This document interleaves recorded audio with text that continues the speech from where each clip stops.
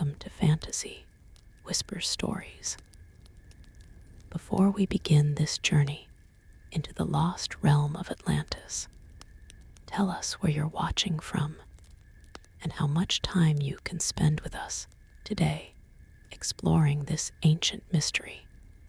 The legend of Atlantis endures as one of humanity's greatest enigmas.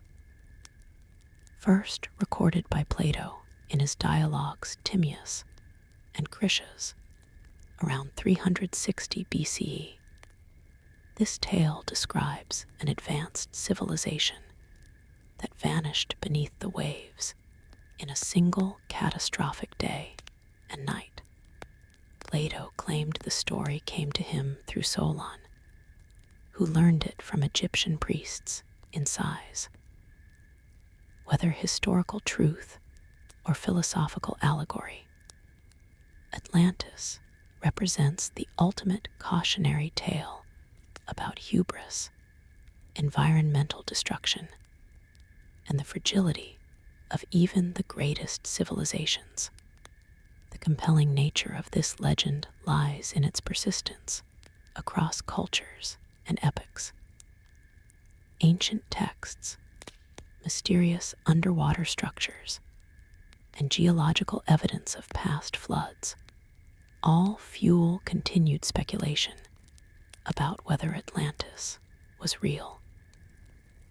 This series explores every aspect of this fascinating civilization, from daily life to its ultimate destruction. Morning in Atlantis, the Great Awakening.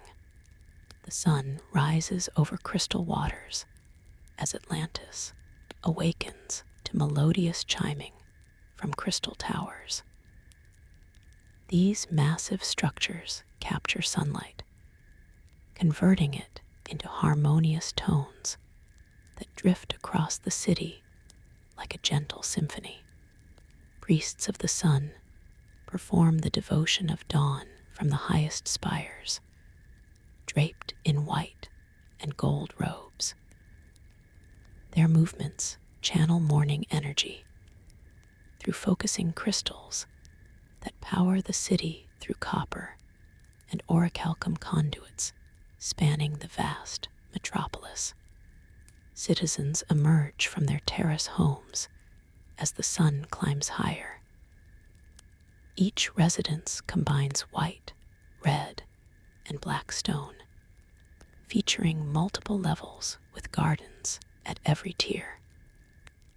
Buildings seem to grow organically from the landscape, their curved walls reflecting nature's own geometry. The streets fill gradually with citizens beginning their routines.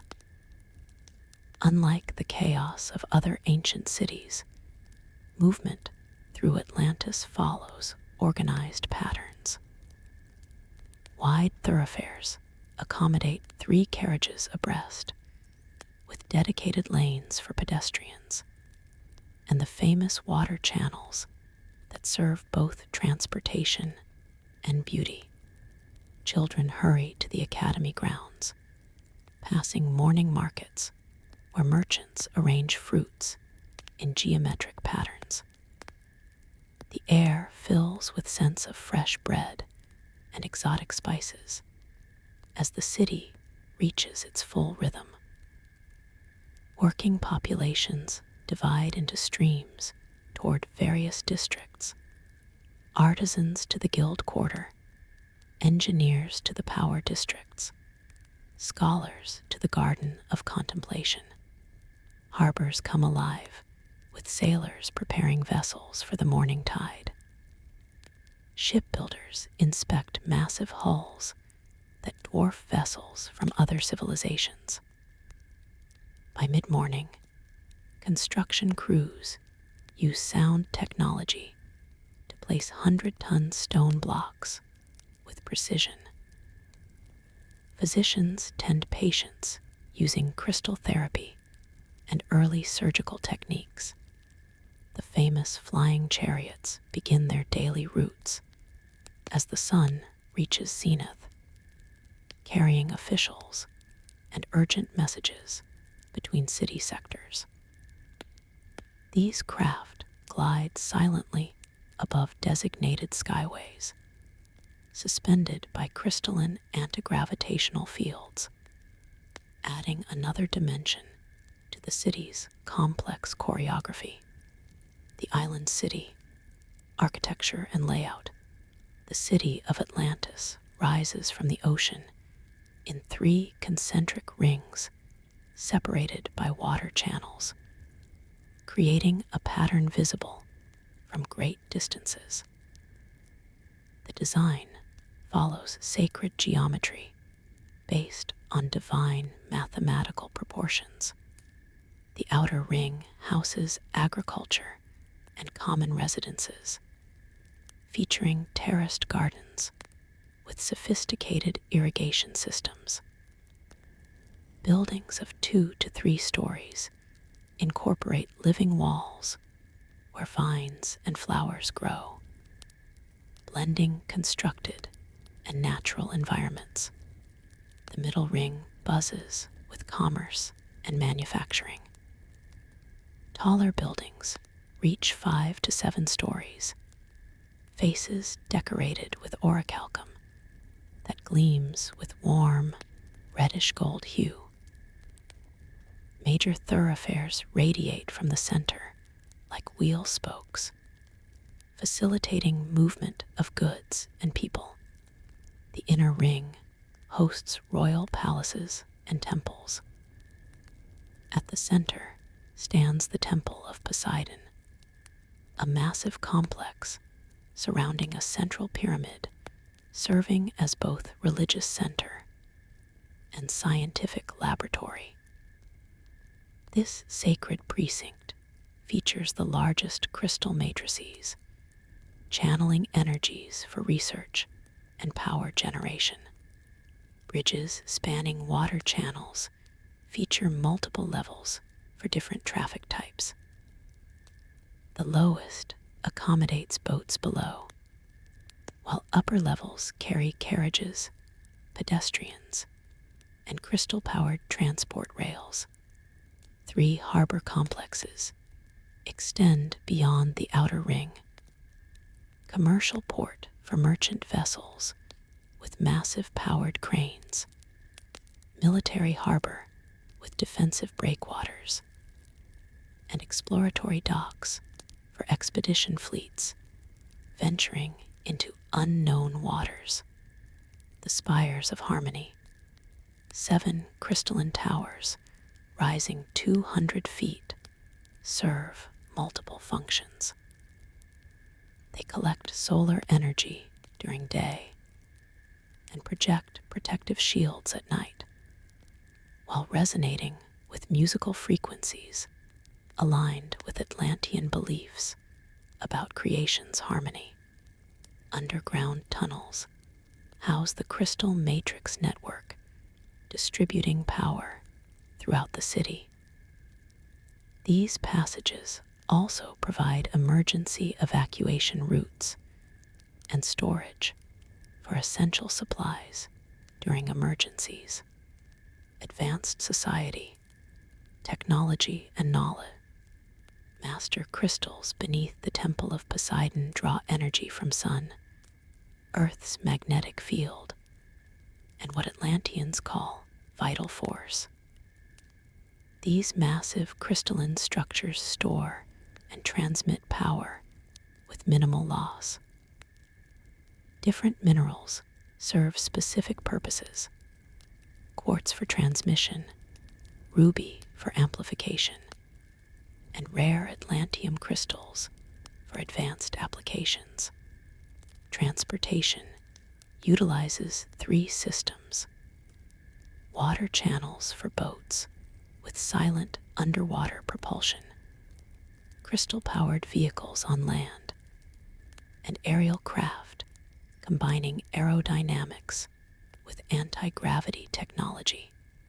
Communication operates through resonating crystal networks, transmitting messages instantly across vast distances. This technology also preserves knowledge in crystal matrices, storing information for millennia. Atlantean medicine combines surgery with energy healing. Physicians understand anatomy in detail, performing advanced procedures while using crystal resonance therapy to align body energies. Mental health receives equal attention through harmonic meditation chambers. Mathematics and astronomy form the scientific foundation. Priests calculate celestial movements precisely, predicting eclipses and understanding equinox precession. This knowledge informs architecture, agriculture, and navigation. Agriculture benefits from hydroponics and crystal-enhanced growing chambers. Genetic understanding produces disease-resistant crops with higher yields. Local weather manipulation ensures adequate rainfall.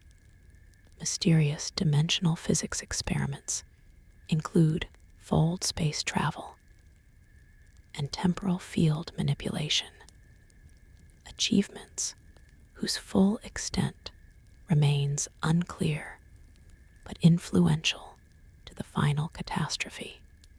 Daily routines of Atlanteans. Citizens rise to crystal chimes, beginning with ritual cleansing in mineral baths.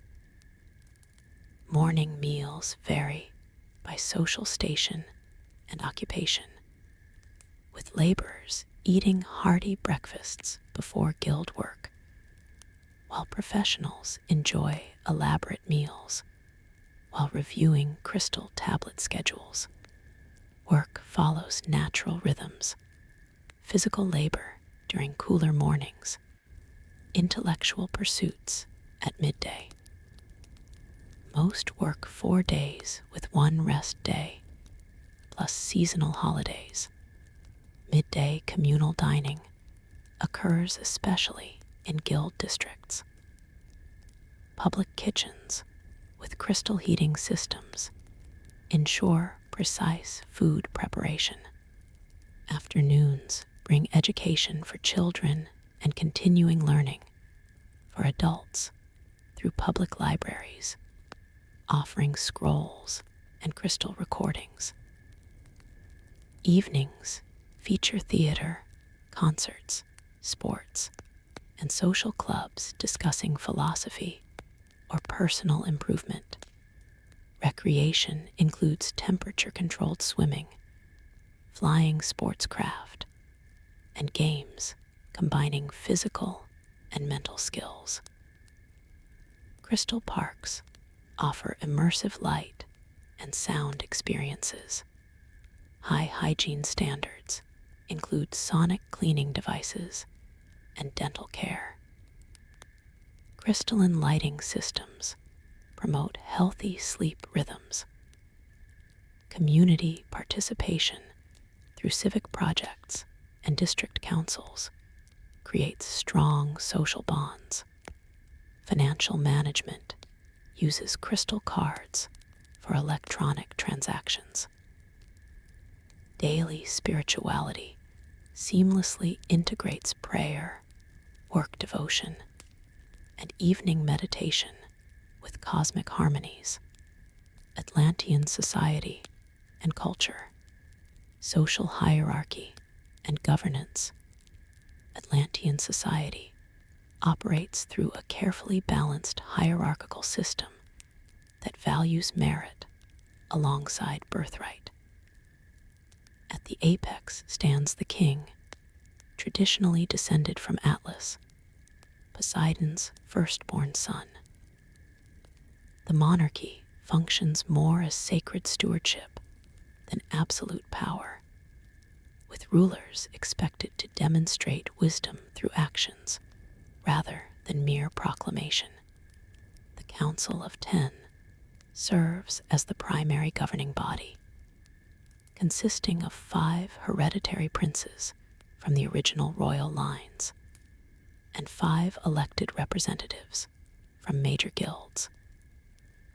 This dual structure ensures that both traditional wisdom and contemporary needs receive equal consideration.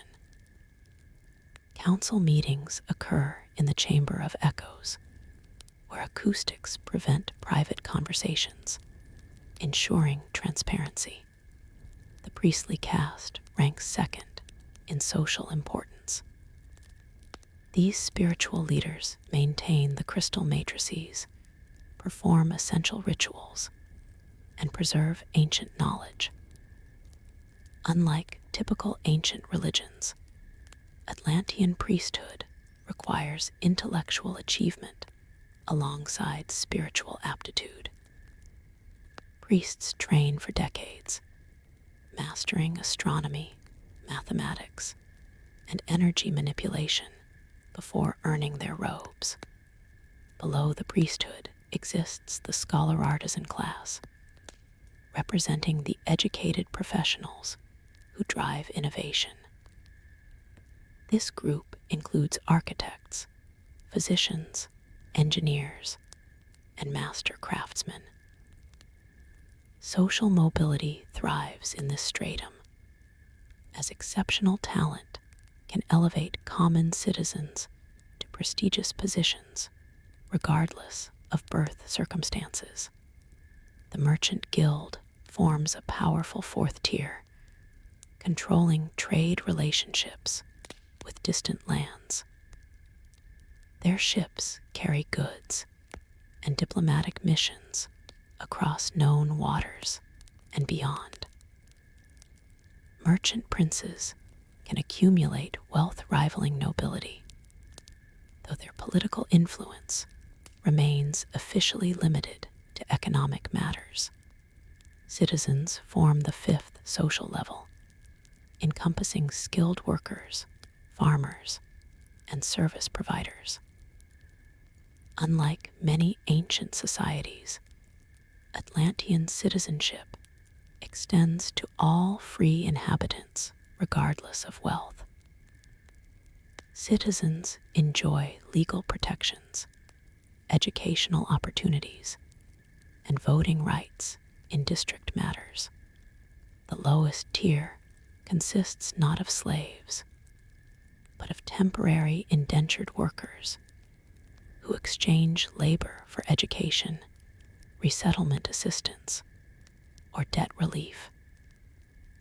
This system prevents permanent underclasses while addressing economic imbalances. The Atlantean justice system emphasizes restoration over punishment. Crystal judges use resonance chambers to detect deception during trials. Penalties often involve community service or temporary status reduction rather than harsh physical punishment. Capital punishment exists only for the gravest offenses against the state or crimes that threaten the crystal network. Social advancement occurs through the merit trials held during each equinox. Citizens demonstrating exceptional achievement in any field can petition for elevation, while those abusing their station face potential demotion. This fluid system maintains social energy while preserving necessary stability. District councils handle local governance, with representatives elected through an intricate system that balances population, economic contribution, and strategic importance. These councils address everything from waste management to emergency response, creating a comprehensive local government that complements central authority. Education and the pursuit of knowledge. Education in Atlantis begins at age 5, with all children attending primary academies regardless of social status. The curriculum emphasizes holistic development, physical fitness, mathematical reasoning, artistic expression, and ethical philosophy form the core subjects. Teaching methods incorporate sensory learning through crystal technology. Students experience historical events through resonance memories recorded by ancient scholars. Mathematical concepts become tangible through sound visualization chambers. Language acquisition accelerates through harmonic frequency immersion. By age 12, students undergo aptitude assessment using crystalline evaluation chambers. These devices measure not just intelligence, but potential for different skills: technical aptitude, creative ability, empathic sensitivity, and leadership capacity. Based on results, students choose specialized academies. The Grand Academy of Sciences houses departments of astronomy, alchemy, engineering, and natural philosophy. Students conduct experiments impossible in other civilizations, including crystal manipulation, weather control studies, and protogenetic research. The Institute of Sacred Mysteries trains future priests through rigorous mental discipline. Courses include sacred geometry, energy channeling, and the preservation of ancient texts. Only those demonstrating exceptional spiritual resonance advance to crystal matrix training. The artisan colleges specialize in various crafts: architecture, metallurgy, shipbuilding, and artistic creation. Master craftsmen teach through apprenticeship systems lasting 5 to 10 years. Students create their masterwork as final evaluation. The Naval and Military Academy produces officers versed in strategy, navigation, and advanced technologies. Training includes flying craft operation, underwater vessel command, and diplomatic protocol for international relations. Libraries serve as community centers for continuing education. Crystal archives store knowledge from across the empire. Citizens regularly attend evening lectures on subjects ranging from practical skills to philosophical debates. Research institutions encourage innovation through competitive grants from the council. Breakthroughs earn researchers elevated status and additional funding. This system drives technological advancement while maintaining quality control. Foreign exchange programs allow advanced students to study in allied nations, though Atlanteans generally find these educational systems primitive compared to their own. Nevertheless, cross-cultural knowledge proves invaluable for diplomatic and trade relations, religion, and spiritual practices. The Atlantean faith centers on Poseidon as primary deity, but acknowledges a pantheon of cosmic forces governing natural elements. Religious practice emphasizes direct experience over blind faith. Practitioners seek personal connection with divine energies through meditation, ritual, and crystal facilitation. The temple complex serves multiple functions beyond mere worship. Its architecture creates resonance chambers that amplify spiritual experiences. Different sections attune to various frequencies, healing energies in the medical wing, prophetic visions in the oracle chamber, and celestial alignment in the astronomical tower. Daily devotions follow solar and lunar cycles. Morning ceremonies channel rising energy for blessing the day's activities. Sunset rituals give thanks and prepare for rest. Complex lunar celebrations mark significant spiritual passages throughout the year. The priesthood maintains 3 primary orders. The keepers of light preserve astronomical knowledge and predict celestial events. The healers of the waters combine spiritual cleansing with physical medicine. The guardians of the deep protect the underwater crystal networks thought to connect with planetary energy fields.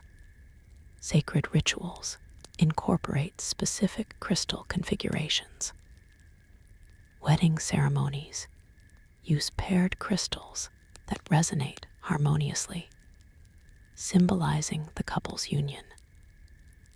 Coming-of-age initiations employ crystals that awaken latent abilities. Funeral rites transfer life memories into preservation crystals for future generations. Mystical experiences remain valued and documented. The dream chambers facilitate controlled spiritual journeys where practitioners explore other dimensions of consciousness. These experiences often lead to innovative ideas in technology and art. Religious philosophy teaches that humanity serves as steward of natural forces, not master. This principle influences environmental policies and technological development. The priesthood warns against hubris, emphasizing harmony over domination. Seasonal festivals involve the entire population. The spring awakening celebrates renewal through music and dance in crystal gardens. The summer zenith features competitions of skill honoring Poseidon's blessing of abundance. Autumn reflection brings communal gratitude and charitable acts. Winter turning uses extended meditation to prepare for the year's rebirth.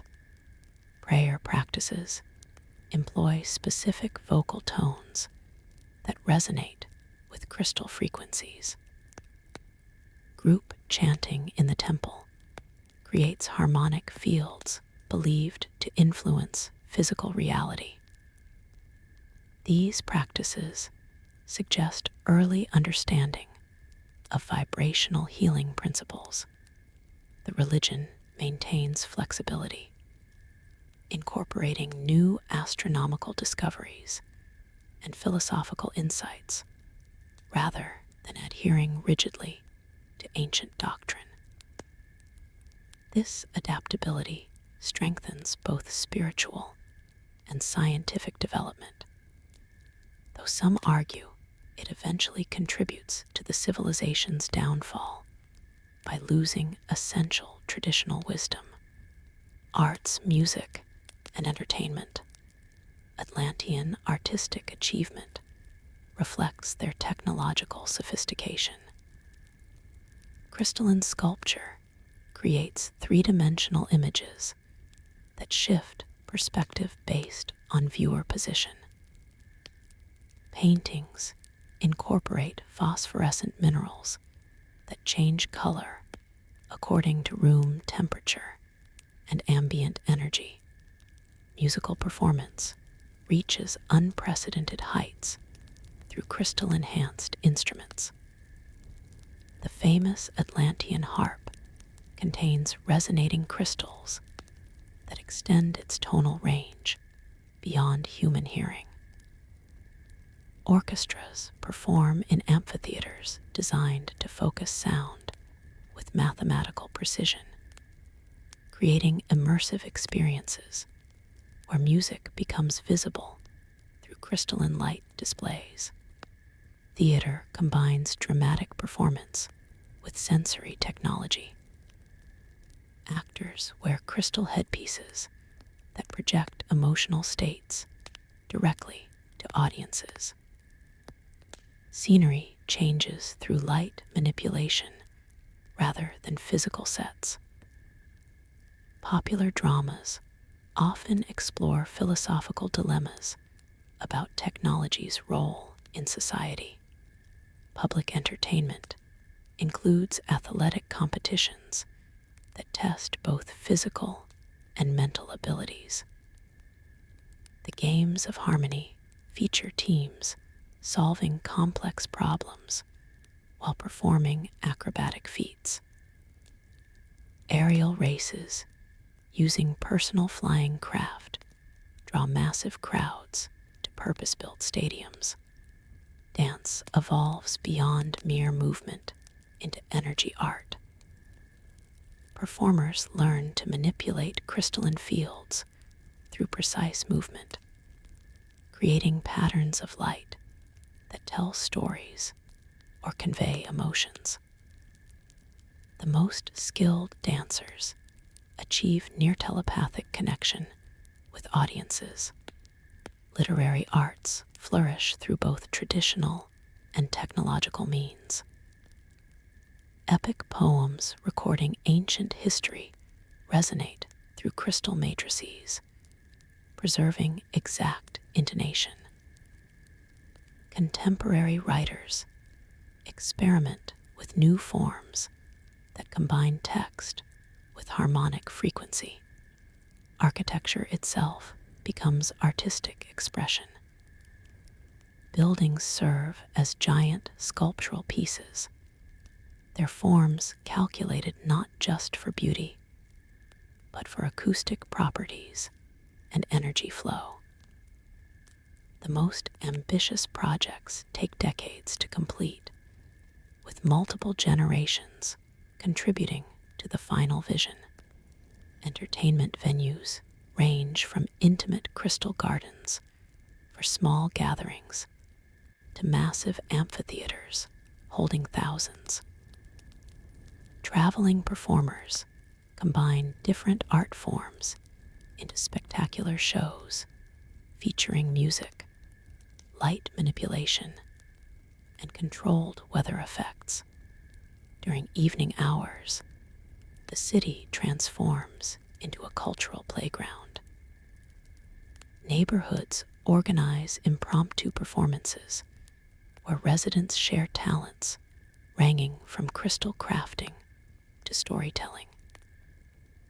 These gatherings strengthen community bonds while providing outlets for creative expression, marriage customs, and family life. Atlantean marriage represents both legal contract and spiritual union.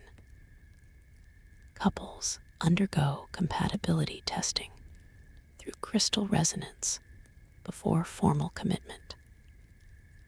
The wedding ceremony occurs in harmony chambers, where family crystals combine to create a unique harmonic signature for the new family unit. Family structures typically include 3 generations in shared compounds.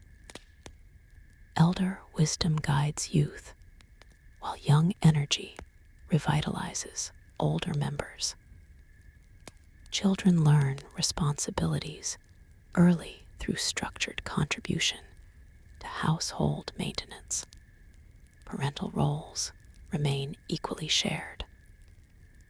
Fathers participate fully in child rearing, while mothers engage in professional pursuits.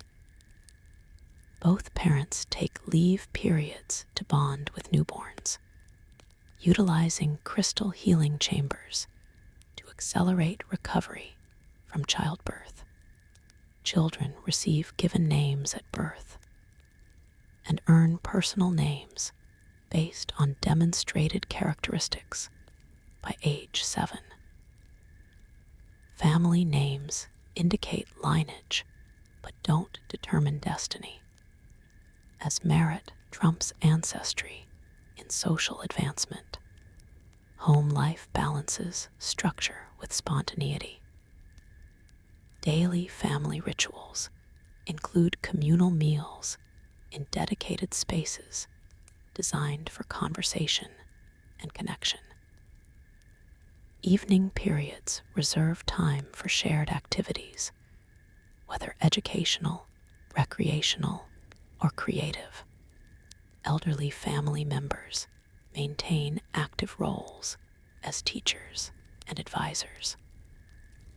The wisdom repository system preserves their knowledge in crystal matrices for future generations. End-of-life ceremonies celebrate completed life cycles rather than mourning loss. Family disputes resolve through mediation in resonance chambers, where true intentions become apparent. This system maintains harmony while addressing conflicts honestly. The extended family network provides support during challenges, ensuring no member faces difficulties alone. Advanced technology and science, crystal power sources. The heart of Atlantean technology beats within the great crystal chamber beneath the Temple of Poseidon.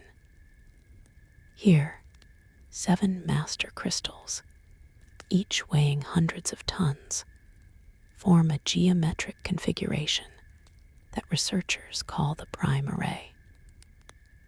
These crystals, grown over millennia through secret geological processes, possess unique molecular structures that channel multiple forms of energy. The largest crystal, known as the sunstone, stands 60 feet tall and 20 feet in diameter.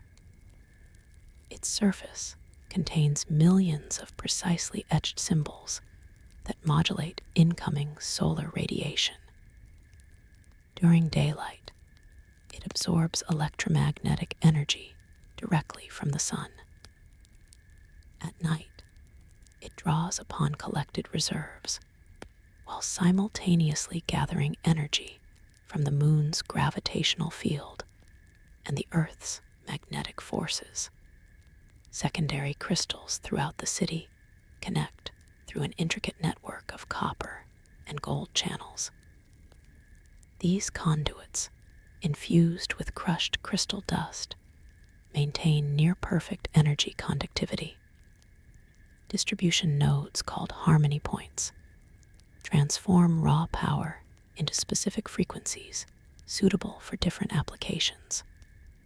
Red spectrum for heating, blue for cooling, violet for healing, and higher frequencies invisible to human eyes for advanced technological purposes. Power generation follows mathematical principles that modern science won't rediscover for thousands of years.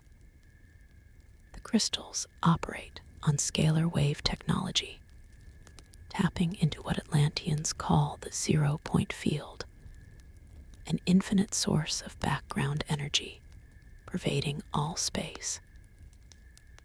Master engineers calculate precise angles, harmonics, and energy flow patterns daily, making minute adjustments to maintain optimal efficiency.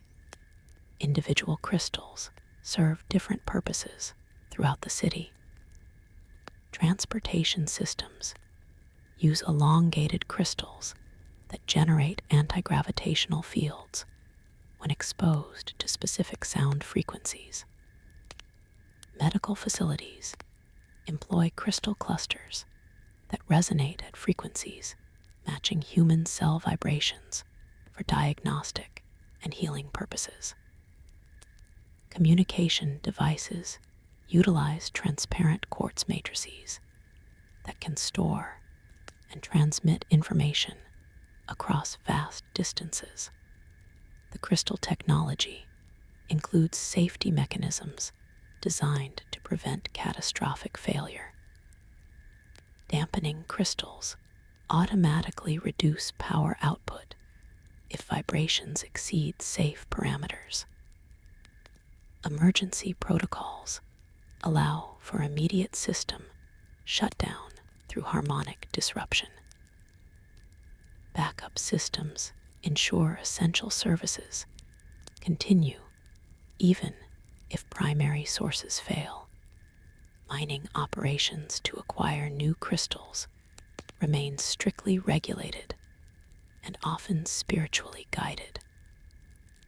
Priests accompany expeditions to ensure crystals are extracted without disrupting earth energies.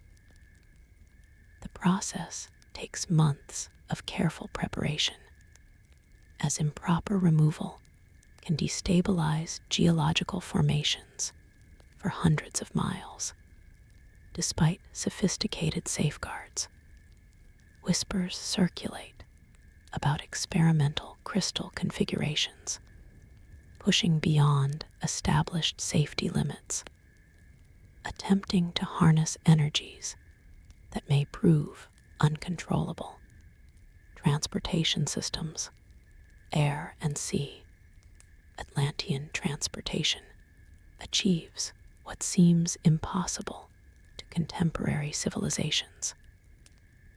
The famous flying chariots utilize crystalline matrices that create localized gravitational anomalies. These elegant vessels, crafted from lightweight orichalcum frames with transparent crystal panels, can lift substantial loads while maintaining surprising agility. Flight control systems respond to mental commands through neural interface crystals worn by pilots. Training requires years of meditation to achieve the necessary mental clarity and focus. Elite pilots demonstrate abilities that border on telepathic connection with their craft, performing maneuvers that defy conventional understanding of aerodynamics. The city features 3 levels of aerial traffic: lower altitudes for cargo transport, middle levels for passenger service, and highest elevations reserved for emergency and military craft. Designated skyways channel air traffic with crystalline beacons marking safe passages and warning of atmospheric disturbances. Naval technology proves equally impressive. Submarines powered by crystal drives can descend to depths that crush vessels from other cultures. These underwater craft use sonar systems based on crystal resonance, creating 3-dimensional maps of ocean floors and detecting distant objects with remarkable precision. Surface vessels combine traditional sailing with crystal propulsion as backup systems. The largest exploration ships reach 500 feet in length, featuring multiple crystal chambers that can sustain journeys of several months.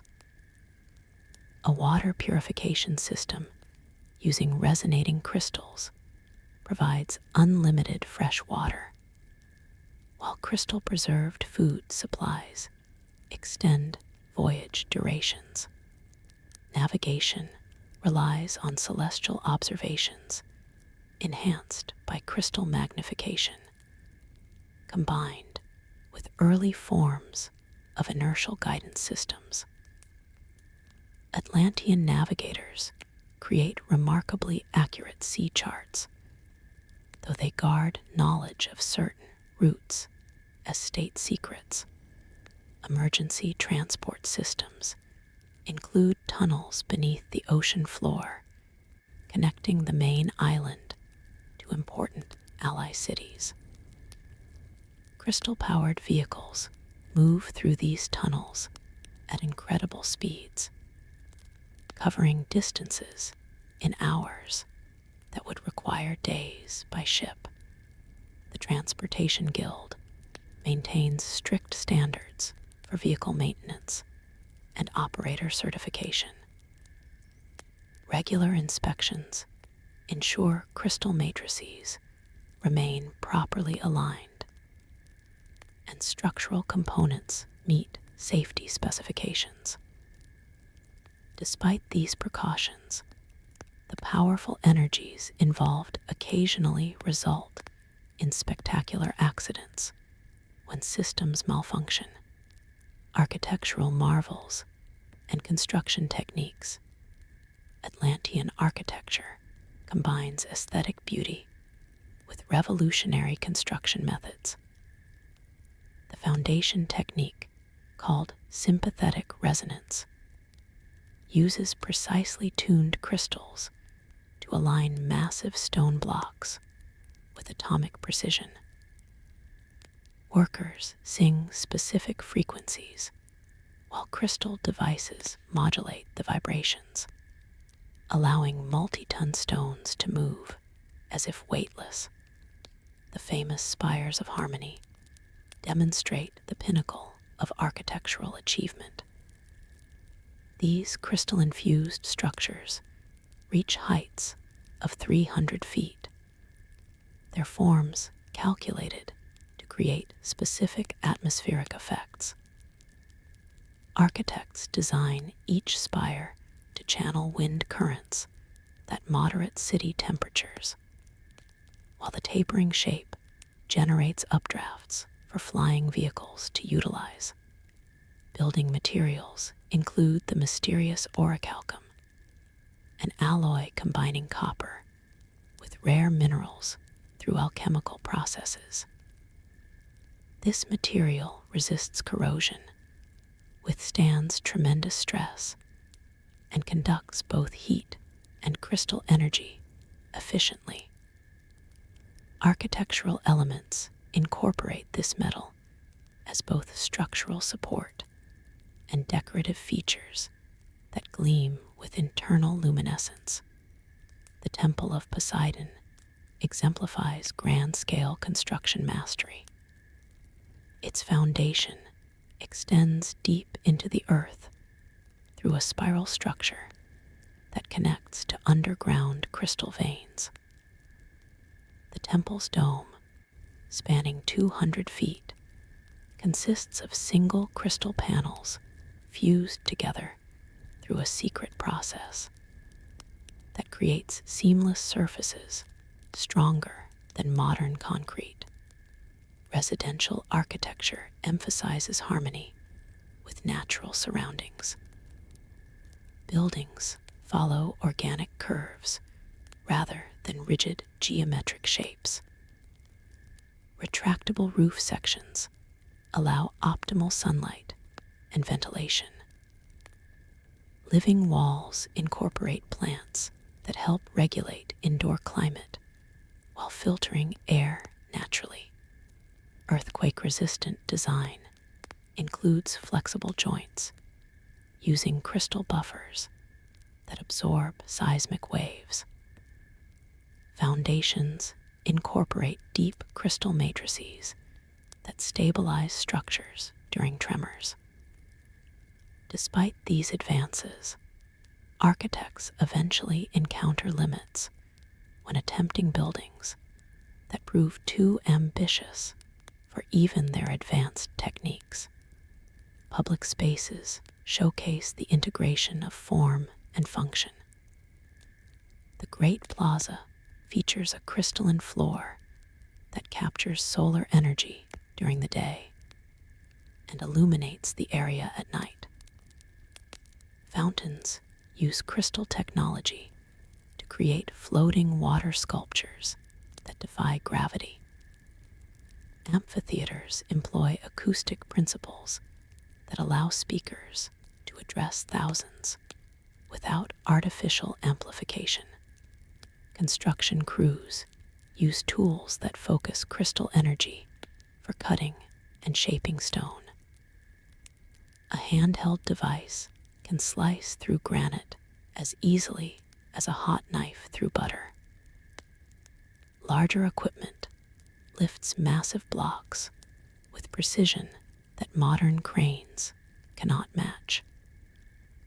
Despite mechanization, skilled craftsmen remain essential for finishing work that requires artistic judgment. Underground construction proves equally sophisticated. City sewers incorporate self-cleaning systems using crystal-generated currents. Subway tunnels feature smooth walls created by crystal boring that melts rock rather than excavating it. These techniques leave minimal environmental impact while achieving remarkable results. Medical knowledge and healing practices. Atlantean medicine combines empirical observation with energy manipulation. Physicians understand human anatomy through extensive dissection studies, mapping organs, blood vessels, and nerve pathways with detail that rivals modern knowledge. Medical texts preserved in crystal matrices contain illustrations and procedures that demonstrate sophisticated surgical techniques. Diagnostic methods include crystal scanning devices that detect energy imbalances within the body. Trained healers interpret subtle variations in a patient's electromagnetic field, identifying diseases before physical symptoms manifest. This preventive approach extends lifespans beyond what other ancient cultures achieve. Surgical procedures utilize crystal scalpels that cauterize instantly, minimizing blood loss and infection risk. Anesthetics derived from resonance frequencies induce controlled consciousness states that eliminate pain while allowing patient awareness. Complex operations include organ transplantation, nerve regeneration, and brain surgery techniques requiring extraordinary precision. Healing temples incorporate specialized chambers where patients bathe in carefully modulated crystal energy. Different frequencies address specific ailments. Low frequencies for bone regeneration, medium ranges for tissue repair, and high frequencies for neurological conditions. Treatment combines these energy sessions with herbal compounds and physical therapy. Pharmaceutical development relies on both plant-based medicines and crystalline preparations. Alchemists create compounds that amplify the body's natural healing processes. Some remedies include microscopic crystal particles that target specific organs or cellular structures. Mental health receives equal attention through resonance therapy. Patients with emotional trauma undergo sessions in harmony chambers where therapeutic frequencies help reprocess psychological wounds. Crystal-assisted meditation helps resolve anxiety, depression, and various mental disorders. Medical education requires 15 years of comprehensive training. Students master anatomy, chemistry, energy healing, and surgical techniques before earning physician status. Specializations include crystal resonance therapy, surgical arts, herbal medicine, and emergency care. Ethics codes demand that physicians serve all social classes equally. Medical advances benefit the entire population, with even temporary workers receiving the same quality care as nobility. This universal healthcare system contributes to the civilization's overall prosperity. Communication and information systems. Atlantean communication networks span the known world through crystalline relay towers. These massive structures, positioned at strategic intervals, can transmit messages instantly across thousands of miles. Messages encoded as harmonic frequencies bounce between towers, reaching destinations with perfect fidelity. The central communication hub in the temple complex coordinates all transmissions. Operators wearing crystal headsets can connect with any location within the network. Priority systems ensure emergency messages take precedence over routine communications. Encryption methods using complex frequency patterns protect sensitive information. Recording technology preserves knowledge in crystal matrices more stable than written texts. Voice, sound, and even visual information store within these matrices through careful frequency modulation. Libraries maintain vast collections of crystal recordings spanning thousands of years of accumulated wisdom. Personal communication devices, though limited in range, allow citizens to contact each other within the city. These compact crystals, carried in special pouches, vibrate and emit gentle tones when receiving messages. Only essential personnel possess devices capable of long-distance contact. Information distribution includes crystal displays in public squares that project important announcements. Educational institutions use larger versions for instructional purposes, displaying three-dimensional models and interactive content. Entertainment venues employ similar technology for immersive performances. The Guild of Messengers serves as backup for crystal communication, with trained riders capable of delivering physical messages when electronic systems require maintenance. These messengers undergo rigorous training in navigation, survival skills, and code languages. Efforts to expand communication capabilities include experiments with thought transmission through crystal amplification. Though these attempts produce inconsistent results and consume enormous energy, trade, and economy, the great ports of Atlantis, the three harbors of Atlantis, serve as the economic lifelines of an empire spanning the known world. The main commercial port, largest of the three, buzzes with activity from dawn until dusk.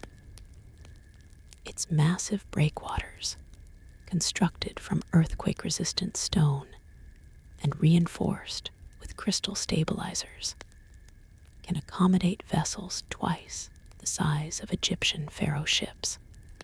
The port features revolutionary dock systems where crystal-powered cranes lift entire cargo pallets. Warehouses line the harbor's edge, their massive doors opening to reveal goods from every corner of the explored world. Tin from Cornwall, copper from Cyprus, gold from Africa, spices from the East, and precious woods from distant lands still unknown to other civilizations. Harbor masters coordinate incoming traffic through crystal communication systems. Ships approaching port signal their cargo and requirements through harmonic resonance devices that transmit information across many miles. This early warning system allows dock workers to prepare specific receiving areas for different commodities. The naval harbor guards the city's maritime interests with a formidable fleet. War galleys equipped with both traditional oars and crystal propulsion systems patrol established trade routes. These vessels, plated with orichalcum for additional protection, can outmaneuver and outpace any rival navy. Their presence deters pirates and enforces Atlantean commercial monopolies in certain sea lanes. The exploration port houses the most advanced vessels in the known world. Ships built for scientific expeditions combine laboratories with living quarters for extended journeys. These exploration vessels map new territories, establish trading contacts with distant peoples, and return with exotic specimens for botanical gardens and zoological collections.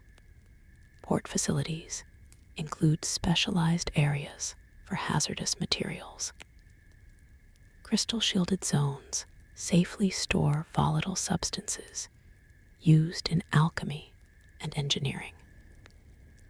Quarantine docks isolate arriving ships until healers can verify no diseases threaten the population. Repair docks equipped with crystal tools can rebuild damaged vessels with efficiency unmatched elsewhere. The Harbor Guild maintains strict quality control over all maritime operations. Licensed pilots guide ships through tricky harbor approaches. Certified inspectors examine vessels for seaworthiness before permitting departure. Harbor police enforce regulations regarding cargo manifests, crew documentation, and customs declarations. At night, crystal beacons project brilliant light patterns visible far at sea, guiding mariners safely to port. These beacons communicate current conditions: white light for calm waters, amber for caution, and flashing red for dangerous conditions, requiring experienced pilots to navigate the harbor entrance safely. International trade networks, Atlantean trade routes, extend to the furthest reaches of the known world. Major trading partners include Egypt, where grain exchanges for precious metals establish steady commerce. Phoenician merchants, impressed by Atlantean technology, become middlemen distributing goods throughout the Mediterranean basin. The famous Tin Road connects Atlantic coastal settlements with Atlantis. These northern routes bring essential metals for orichalcum production, while Atlantean ships return laden with manufactured goods, crystal-powered tools, and medical compounds that command premium prices. Eastern trade follows established networks through intermediaries rather than direct contact. Silk, spices, and rare gems travel complex paths involving multiple parties. Atlantean merchants pay premium prices for these exotic goods, which become status symbols among the upper classes. Trade agreements often include technology transfer clauses. Allied nations receive limited access to crystal power systems, medical knowledge, or architectural techniques in exchange for exclusive trading rights and military cooperation. These carefully negotiated deals maintain Atlantean technological superiority while strengthening diplomatic relationships. Commercial expeditions push boundaries constantly, seeking new markets and resources. Teams of merchants, diplomats, and guards venture into uncharted waters, equipped with portable communication crystals that maintain contact with headquarters. These pioneers often establish permanent trading posts that grow into colonies. The Merchant Guild organizes massive convoys that depart seasonally, timing voyages to avoid storm patterns detected through advanced meteorological crystal readings. These convoys include armed escorts, medical ships, and repair vessels, forming floating cities that can withstand most threats encountered at sea. Trade records maintained through crystal memory systems track every transaction, creating detailed economic data unprecedented in ancient commerce. This information helps predict market fluctuations, optimize shipping routes, and identify emerging opportunities.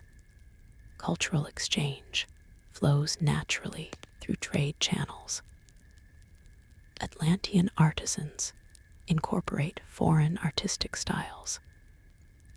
Foreign scholars study in Atlantean academies, taking knowledge back to their homelands. This cross-pollination enriches all participating cultures while maintaining Atlantis's position as the dominant civilization. Currency and wealth distribution.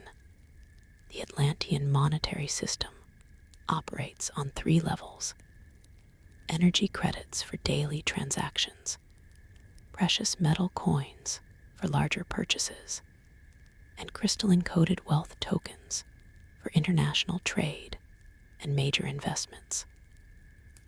Energy credits, stored in crystal cards carried by all citizens, draw from personal accounts managed through the central banking system. The standard unit, called the Poseidon, equals the energy required to power a household for one day. Wages, prices, and taxes all calculate in Poseidons, creating a stable currency immune to inflation, since its value ties directly to actual energy production rather than arbitrary declarations of worth. Physical currency includes coins of gold, silver, and copper, each embedded with tiny crystal markers that prevent counterfeiting. These coins feature intricate designs that shift appearance based on viewing angle, another anti-forgery measure. The weight and purity standards remain absolutely consistent, enforced by harsh penalties for debasement. Wealth distribution follows a progressive model designed to prevent extreme inequality. The highest paid positions earn no more than 50 times the wages of entry-level workers. Excess profits above certain thresholds flow into community development funds automatically. However, critics argue this system still allows significant disparities to develop. Banking institutions create credit through crystal-verified promissory systems. Interest rates fluctuate based on complex calculations involving energy production capacity, resource availability, and economic growth projections. These calculations occur through crystal computers that process vast amounts of data to maintain economic stability. Investment opportunities include shares in guild enterprises, participation in exploration ventures, and development bonds for new construction projects. The famous crystal exchange facilitates trading in these securities through electronic systems that record ownership instantly and immutably. Taxation operates on a simple principle. All citizens contribute 20% of earnings above subsistence level. These funds support public works, education, defense, and social welfare programs. The automated collection system reduces administrative overhead while ensuring fairness. Financial innovations include early forms of insurance, particularly for maritime ventures. Risk pools managed by the Merchant Guild protect against catastrophic losses. Life insurance provides family security, calculated through actuarial tables that demonstrate advanced statistical understanding. Wealth accumulation limits eventually reach resistance points, as some merchants and nobles desire to exceed imposed caps. Secret schemes to circumvent regulations grow more sophisticated, presaging economic tensions that contribute to later social upheaval. Agriculture and food production. Atlantean agriculture benefits from both advanced technology and ideal climate conditions. The island's volcanic soil, enriched through careful management, produces abundant harvests of grains, fruits, and vegetables. Sophisticated irrigation systems, powered by crystal pumps, distribute water efficiently from mountain springs to terraced fields. Crop rotation follows scientific principles that maintain soil fertility without depleting resources. Soil composition receives regular crystal analysis to determine optimal planting cycles. Farmers treat fields with mineral supplements derived through alchemical processes that maximize yields while preserving long-term productivity. Greenhouses utilizing crystal heating extend growing seasons year-round. These structures feature retractable roof panels and climate control systems, maintaining perfect conditions for temperature-sensitive crops. Experiments in hydroponic cultivation produce vegetables in vertical gardens, maximizing space in urban areas. Selective breeding programs improve plant varieties. Agricultural scholars maintain seed banks, preserving genetic diversity while developing strains resistant to pests and weather stress. The famous Atlantean wheat yields twice the grain of Egyptian varieties while requiring half the water. Animal husbandry includes domesticated species unknown to other cultures. Crystal-enhanced breeding accelerates desirable trait development. Veterinary medicine, using resonance healing, treats animal diseases effectively. Grazing lands rotate through calculated schedules that prevent overuse. Fishing fleets return with massive catches, preserved through crystal refrigeration that maintains freshness for weeks.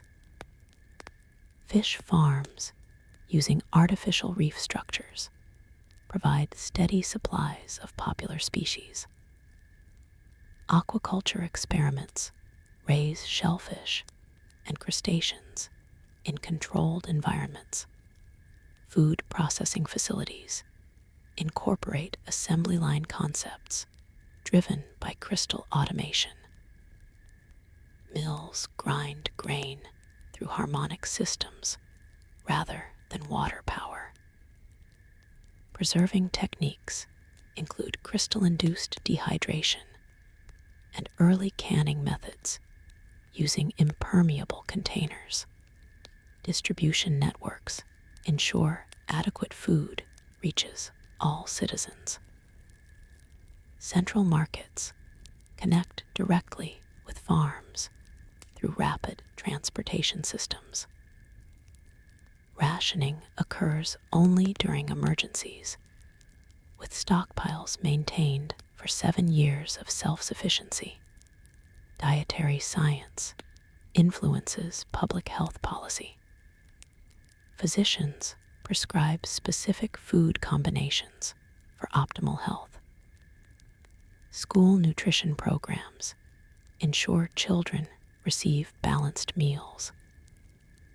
The abundance of food contributes to population growth that eventually strains even Atlantis's advanced agricultural systems. King Atlas and the royal court. The legendary king, King Atlas the Seventh, reigns over Atlantis at its technological zenith, embodying both the civilization's grandeur and its growing hubris.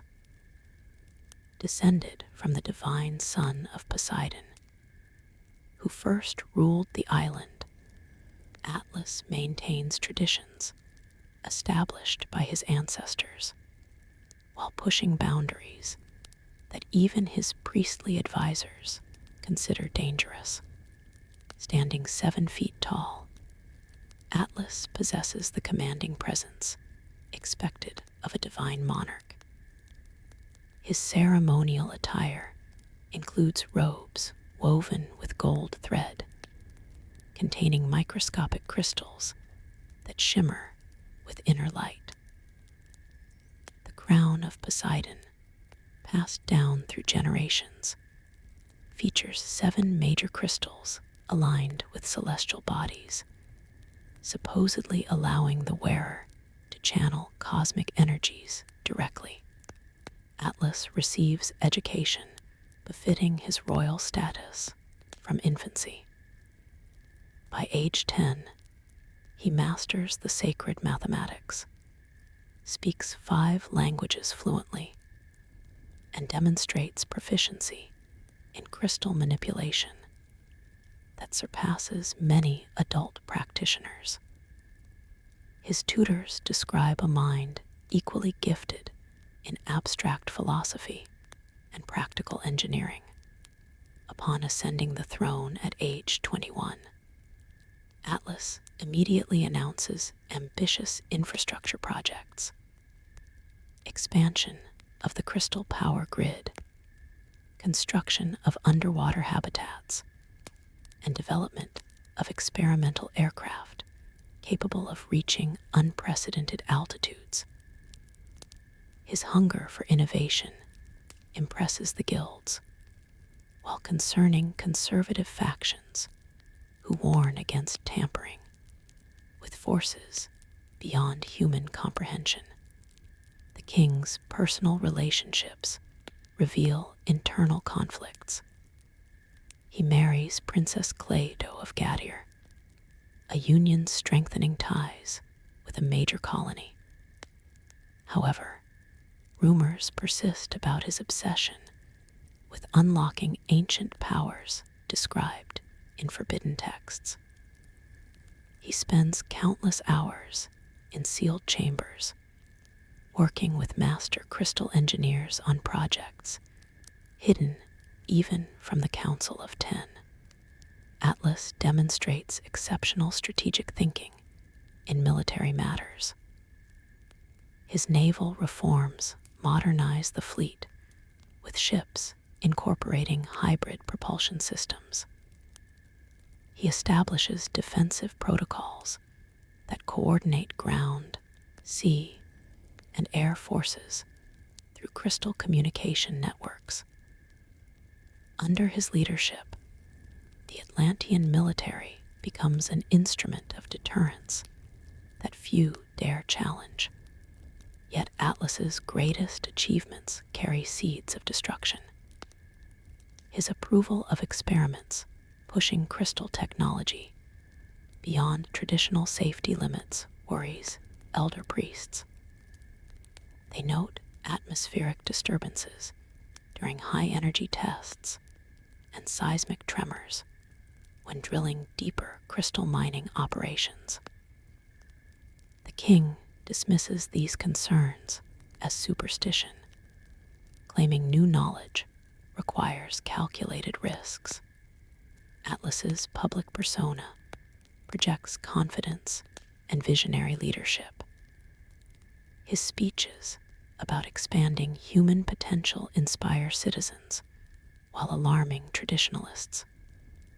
He frequently quotes an ancient proverb: "The gods gave us crystal to unlock all mysteries. Would they have granted power we were forbidden to use?" This philosophy drives policies that accelerate innovation at unprecedented rates. Private moments reveal a more complex personality. Atlas confides to trusted advisors about dreams of transforming humanity itself through crystal enhancement. He believes mortality can be conquered and human consciousness expanded to cosmic levels. These ambitions, some whisper, exceed what even a king descended from gods should attempt. Court protocols and ceremonies. The royal court of Atlantis operates through intricate ceremonial practices designed to maintain social harmony while facilitating efficient governance. Morning audiences begin precisely at sunrise in the Chamber of Dawn, where crystal panels filter incoming light to create optimal conditions for decision-making. Court members arrange themselves according to a seating chart that changes daily based on astrological calculations. The king's crown bearer, always a youth of noble birth, carries the ceremonial diadem during processions. This honor rotates monthly among qualified families, ensuring no single house accumulates excessive prestige. Court musicians attune their instruments to crystals that resonate with the day's specific energy patterns, providing harmonic accompaniment to proceedings. Royal decrees require witnessing by 3 independent crystal recorders who preserve the monarch's exact words and intentions. These devices prevent later disputes about royal commands while creating an unalterable historical record. Major pronouncements occur during ceremonies where the populace can observe through crystal projection systems. Diplomatic protocols accommodate visitors from distant lands who may not understand Atlantean customs. court translators, wearing interpretation crystals that aid in real-time language conversion, facilitate communication. Foreign ambassadors receive orientation in a special wing of the palace, learning basic etiquette before their first audience. The changing of the royal guard occurs with mathematical precision. Each guard position has designated approach routes and departure paths that create flowing patterns around the throne room. These movements follow ancient choreography believed to channel protective energies through building foundations. Feast protocols determine seating arrangements based on complex calculations involving social status, recent achievements, and political alliances.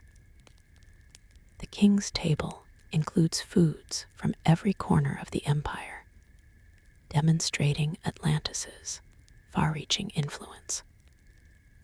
Court physicians oversee meal preparations to ensure royal health and detect potential poisoning attempts. Coronation ceremonies take place only during specific celestial alignments, sometimes delaying succession for months. The ritual links the new monarch to the island's crystal matrix through a carefully orchestrated energy transfer that followers believe connects the ruler to the land itself. Court dress codes allow for personal expression within strict guidelines. Colors correspond to elements and seasons, while crystal ornaments must align with wearers' astrological compatibility.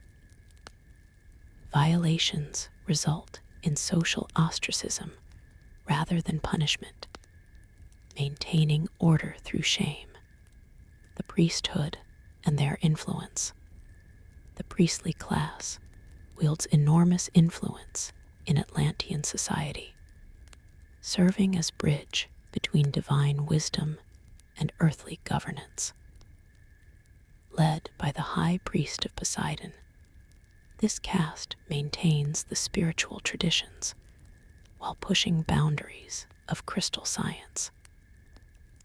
Their temple complex functions as university, hospital, and power plant combined. Priests undergo rigorous selection beginning in childhood.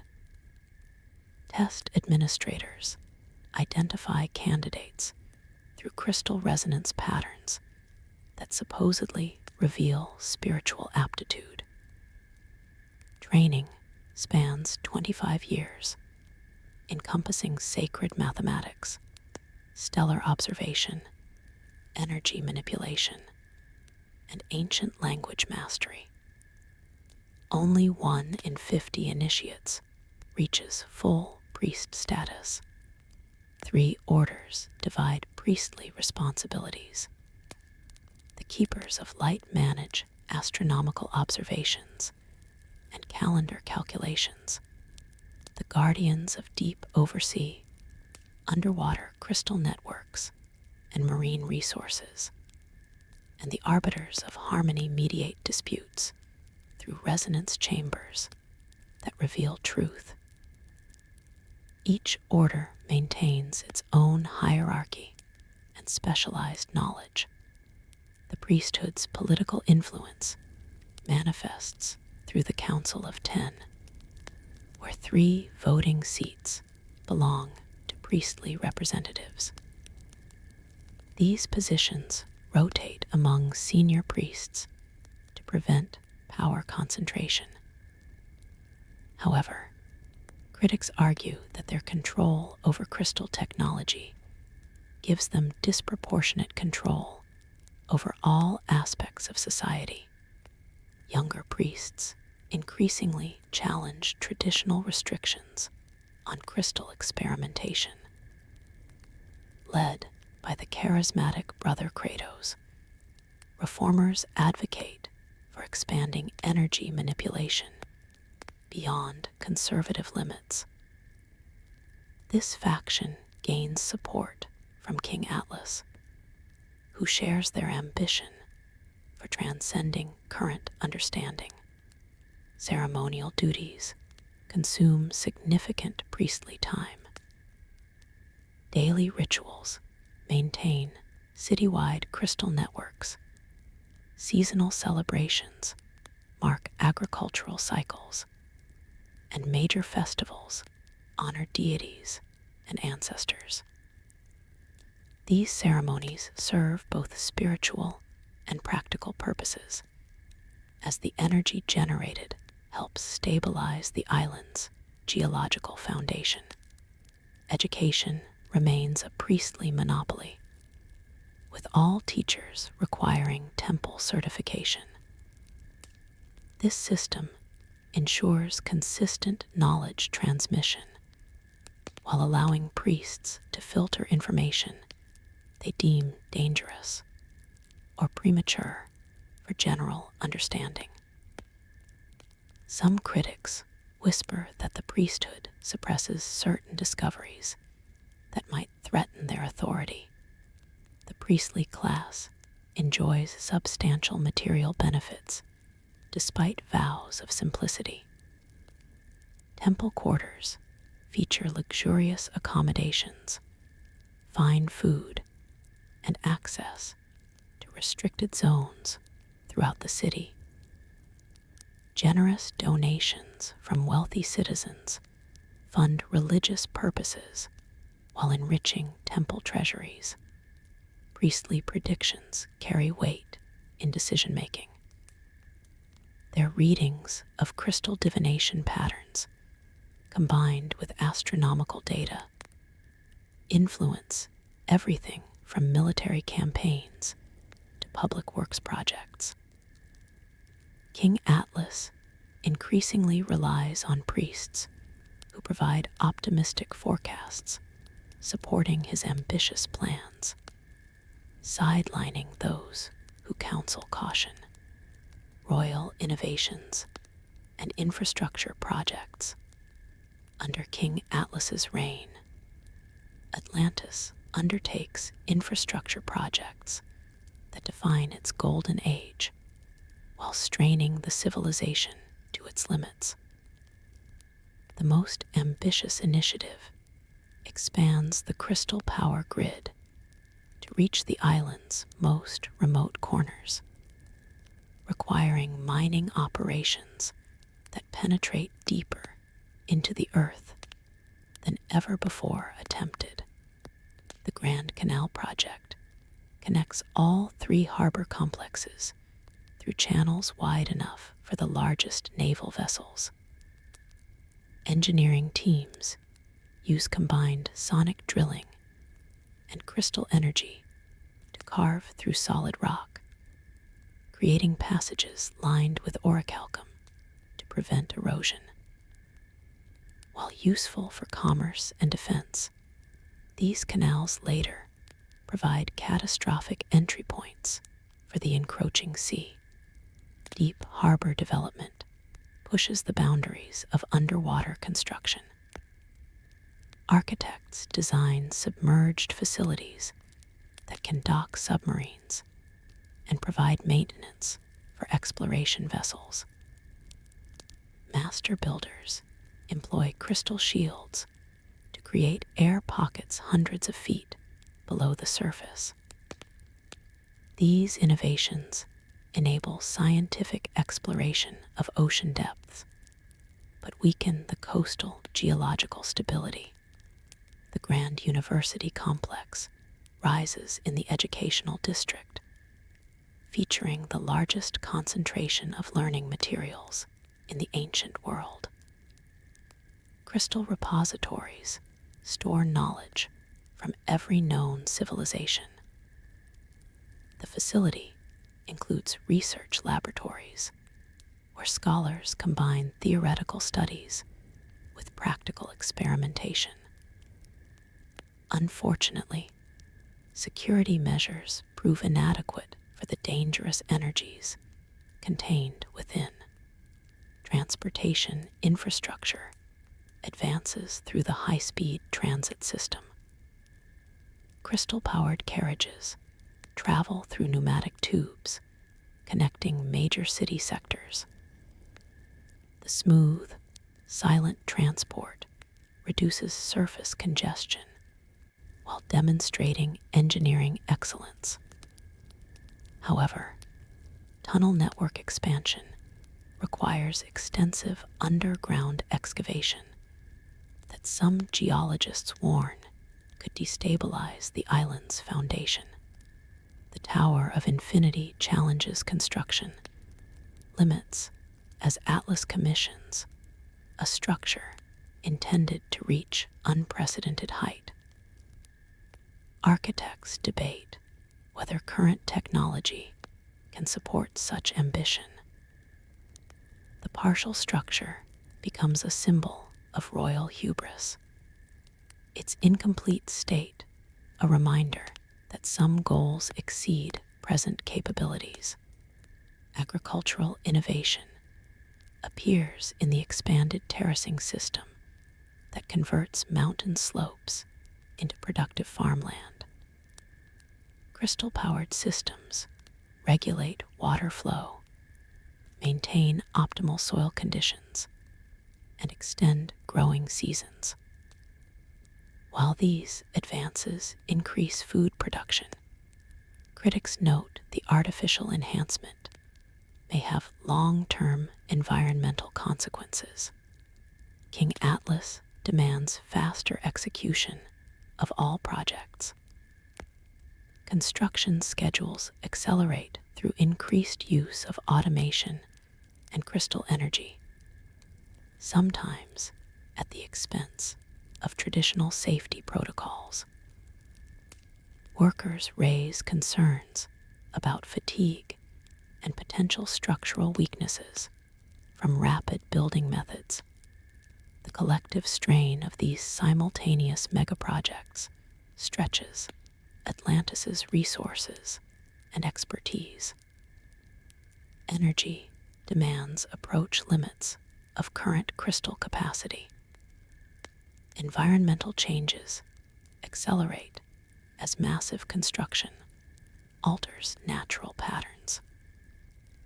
Yet, the king perceives these challenges as opportunities to push technological boundaries further, believing human ingenuity can solve any problem. Military power and defense. The Atlantean Navy and its might. The Atlantean Navy stands unrivaled in the ancient world, commanding respect and fear across known seas. The Imperial fleet consists of 300 warships ranging from swift patrol craft to massive flagship vessels that dwarf those of any contemporary civilization. The largest vessel, the Tempest Sovereign, measures 400 feet in length with accommodations for 500 crew members and a complement of flying scouts. Naval architecture combines traditional shipbuilding with crystal-enhanced construction. Hulls incorporate orichalcum plating that resists both corrosion and enemy weapons. The famous double-hulled design creates compartments filled with compressed air, allowing damaged ships to remain afloat despite hull breaches. Crystal-powered bilge pumps evacuate water at remarkable speed. Propulsion systems feature triple redundancy. Traditional sails for open ocean sailing. Crystal-powered engines for tactical maneuvering. And emergency paddle systems. Ships can maintain cruising speeds that surprise enemy forces accustomed to predictable wind-dependent movement. The propulsion crystals require careful calibration by naval engineers who undergo decades of specialized training. Naval bases positioned throughout the empire enable rapid force projection. The main naval harbor in Atlantis serves as headquarters and shipyard, while subsidiary bases exist in major colonies. These facilities include dry docks large enough for the largest vessels, with crystal lifting systems that can raise entire ships for hull repairs. The Navy operates with strict hierarchical command structure. Fleet Admiral holds supreme authority, answerable only to the king. Squadron commodores command groups of 10 to 20 ships, while individual captains maintain absolute authority aboard their vessels. Naval officers come exclusively from families with maritime traditions, though talented sailors can advance through the ranks to officer status. Crew training emphasizes versatility and discipline. Sailors master multiple specialties: navigation, crystal maintenance, weapons operation, and damage control. Physical conditioning programs prepare them for combat boarding actions. Naval traditions include the Crystal Oath ceremony, where new sailors pledge service while touching a fragment of the master crystal. Regular patrols secure trade routes against piracy and monitor foreign naval activities. Intelligence gathering forms a crucial naval function, with specially equipped ships conducting covert reconnaissance missions. The Navy maintains detailed charts of ocean currents, weather patterns, and potential threats, updated regularly through crystal communication with exploring vessels. Naval strategy emphasizes deterrence through visible superiority. The annual fleet review demonstrates military power to foreign dignitaries while boosting citizen morale. These spectacular displays feature coordinated maneuvers, coordinated crystal energy demonstrations, and simulated combat exercises that showcase technological advantages. Despite their power, naval commanders warn about resource limitations. The constant demand for crystals to power the fleet puts strain on mining operations. Some officers privately express concern that rapid naval expansion outpaces sustainable production capacity, though few dare challenge the king's aggressive modernization program. Military technology and weapons. Atlantean military technology revolutionizes warfare through crystal-enhanced weapons systems and defensive equipment. The signature weapon, the Crystal Lance, focuses solar energy into devastating beams capable of melting armor at 100 paces. These portable energy weapons require skilled operators who can maintain precise crystal alignment under combat conditions. Fortress artillery includes massive crystal cannons that discharge controlled electromagnetic pulses. These defensive emplacements can disable enemy ships by disrupting their navigation and propulsion systems.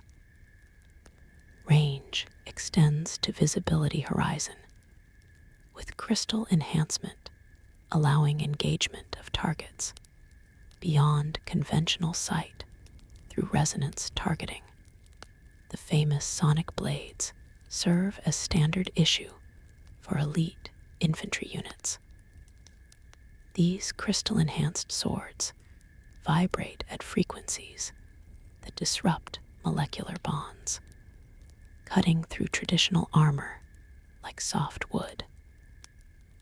Combining functionality with ceremonial purpose, these weapons become family heirlooms passed through military bloodlines. Defensive technologies include personal shield generators worn by officers and key personnel. These crystal-powered devices create localized force fields that deflect projectiles and energy attacks.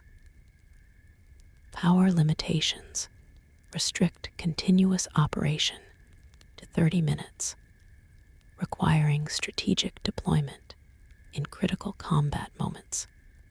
Aerial warfare introduces flying combat platforms called sky fortresses. These large carrier vessels deploy smaller combat craft while providing air superiority from altitudes of 5,000 feet. Crystal shields protect against both projectile weapons and atmospheric lightning during severe weather engagement. Engineer Corps utilize remarkable field equipment.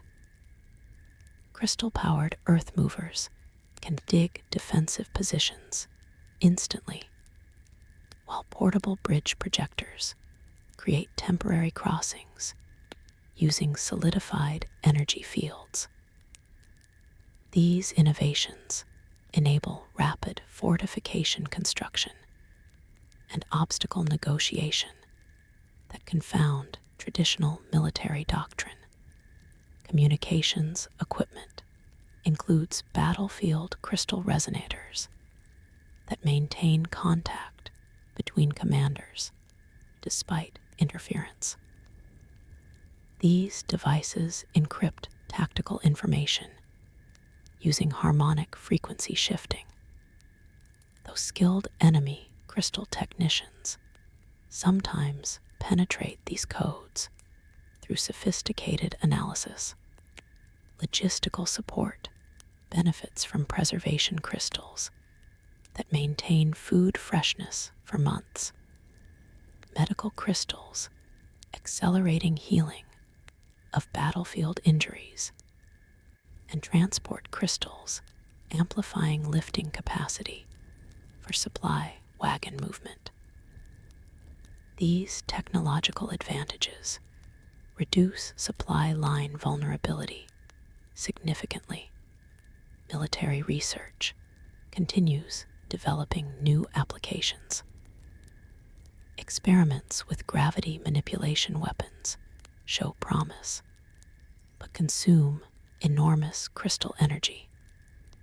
Attempts at creating crystal-based armor enhancement provide marginal improvements while requiring substantial manufacturing resources. The Weapons Development Department faces constant pressure to innovate faster while maintaining operational security. Defensive systems and fortifications. Atlantean defensive architecture transforms fortification concepts through integrated crystal technology. The Royal Citadel rises 300 feet above the central island, its walls constructed from blocks weighing 500 tons each. Crystal-bonded seams create monolithic surfaces stronger than the stone itself, preventing conventional siege weapons from exploiting structural weaknesses. The triple wall system extends throughout the island perimeter. The outer wall stands 50 feet high, designed to withstand ocean storms and enemy attack. Middle fortifications feature advanced battlements with crystal-powered countermeasure systems.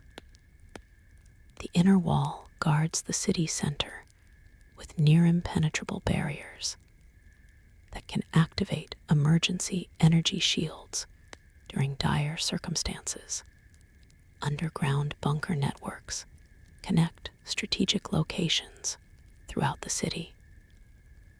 These crystal-lit tunnels provide protected movement corridors and emergency evacuation routes. Command bunkers feature independent power sources and can sustain leadership elements for months if surface access becomes compromised. Harbor defenses include submerged crystal barriers that can raise from ocean floor to block unauthorized vessel approach. The famous harbor chain spans entrance channels and can deploy in minutes through coordinated crystal mechanism activation. Coastal artillery positions integrate seamlessly with fortress architecture, their crystal cannons concealed until needed. Early warning systems utilize crystal sensor networks, detecting atmospheric disturbances and seismic activity.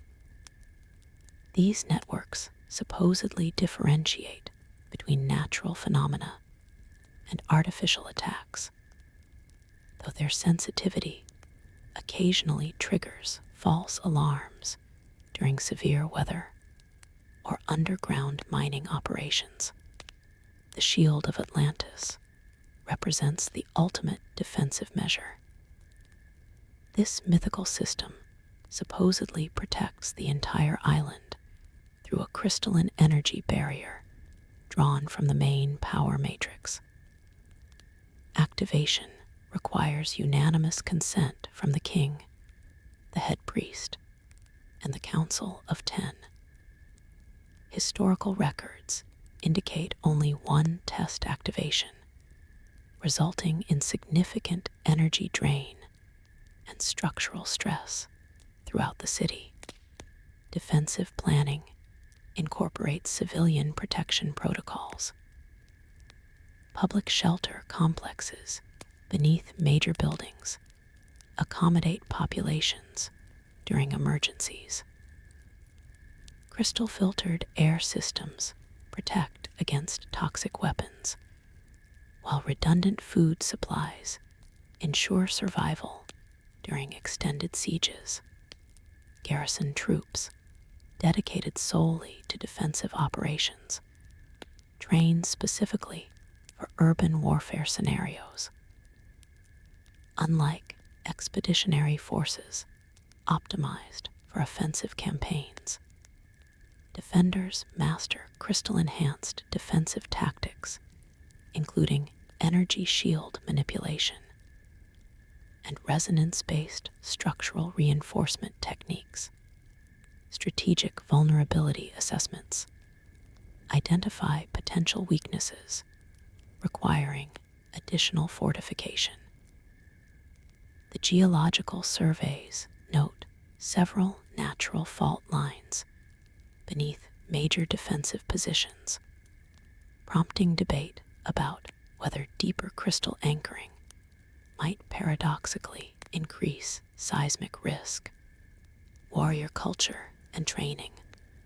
Military service represents both duty and honor in Atlantean society. The warrior tradition attracts citizens from all social levels, though specialized units recruit primarily from families with combat heritage. Basic military training begins with physical conditioning in facilities designed to push human limits without requiring recovery time through crystal healing. Combat academies emphasize mental discipline alongside physical prowess. Warriors master crystal resonance meditation that enhances reaction time and battlefield awareness. Advanced practitioners achieve near precognitive abilities, sensing danger moments before manifestation. This mental training explains how Atlantean forces consistently outmaneuver numerically superior enemies. Elite units include the Crystal Guard, protecting the royal family and inner city precincts. Selection requires demonstrating exceptional crystal affinity and passing rigorous loyalty screenings. These specialists undergo secret training programs. Some claim include forbidden techniques that enhance human capabilities beyond natural limits. Naval warriors undergo amphibious warfare conditioning, learning underwater combat and ship boarding tactics. Simulator chambers recreate storm conditions and enemy encounters through controlled crystal environments. Marine units integrate crystal-enhanced breathing apparatus, allowing extended underwater operations. The aerial corps attracts risk-takers and innovators. Training includes zero-gravity conditioning, high-altitude survival, and advanced vehicle operation. Pilots develop intimate connections with their craft through neural crystal interfaces that experienced operators describe as becoming extensions of their own consciousness. Military ranks parallel civilian societies, merit-based advancement. Battlefield promotions occur frequently, with crystal recording systems documenting heroic actions automatically. Veterans receive elevated social status and generous pensions, encouraging volunteer enlistment despite mandatory service requirements. Traditional warrior ceremonies maintain spiritual connections to combat purpose. The awakening ceremony initiates recruits through symbolic death and rebirth. Veterans participate in remembrance rituals honoring fallen comrades, their memories preserved in memorial crystals. Military philosophy balances aggressive capability with defensive purpose. The warrior code emphasizes protection of civilization while acknowledging that overwhelming force deters aggression. This doctrine justifies military expansion as essential for maintaining peace, though some critics question whether growing military power creates temptation for its use. Physical prowess combines with technological mastery in warrior training. Soldiers learn traditional weapons, maintaining skills with sword and spear alongside crystal-enhanced armaments. This dual competency ensures effectiveness even if crystal power becomes unavailable during extreme circumstances. The philosopher Solon's account, Egyptian priests, and ancient records. The story of Atlantis reaches Greece through the travels of Solon, Athens' renowned lawgiver. During his 10-year exile from Athens, imposed after implementing radical democratic reforms, Solon journeys to Egypt seeking ancient wisdom. In the temple city of Sais, he encounters priests who claim knowledge of events predating any Greek historical records. The chief priest of Neith, named Sanchis, welcomes Solon with amused condescension. "You Greeks are children," he explains, "always beginning the world anew, with no knowledge of antiquity." The Egyptian temple houses archives carved in stone and written on papyrus scrolls dating back thousands of years, far surpassing Greek oral traditions.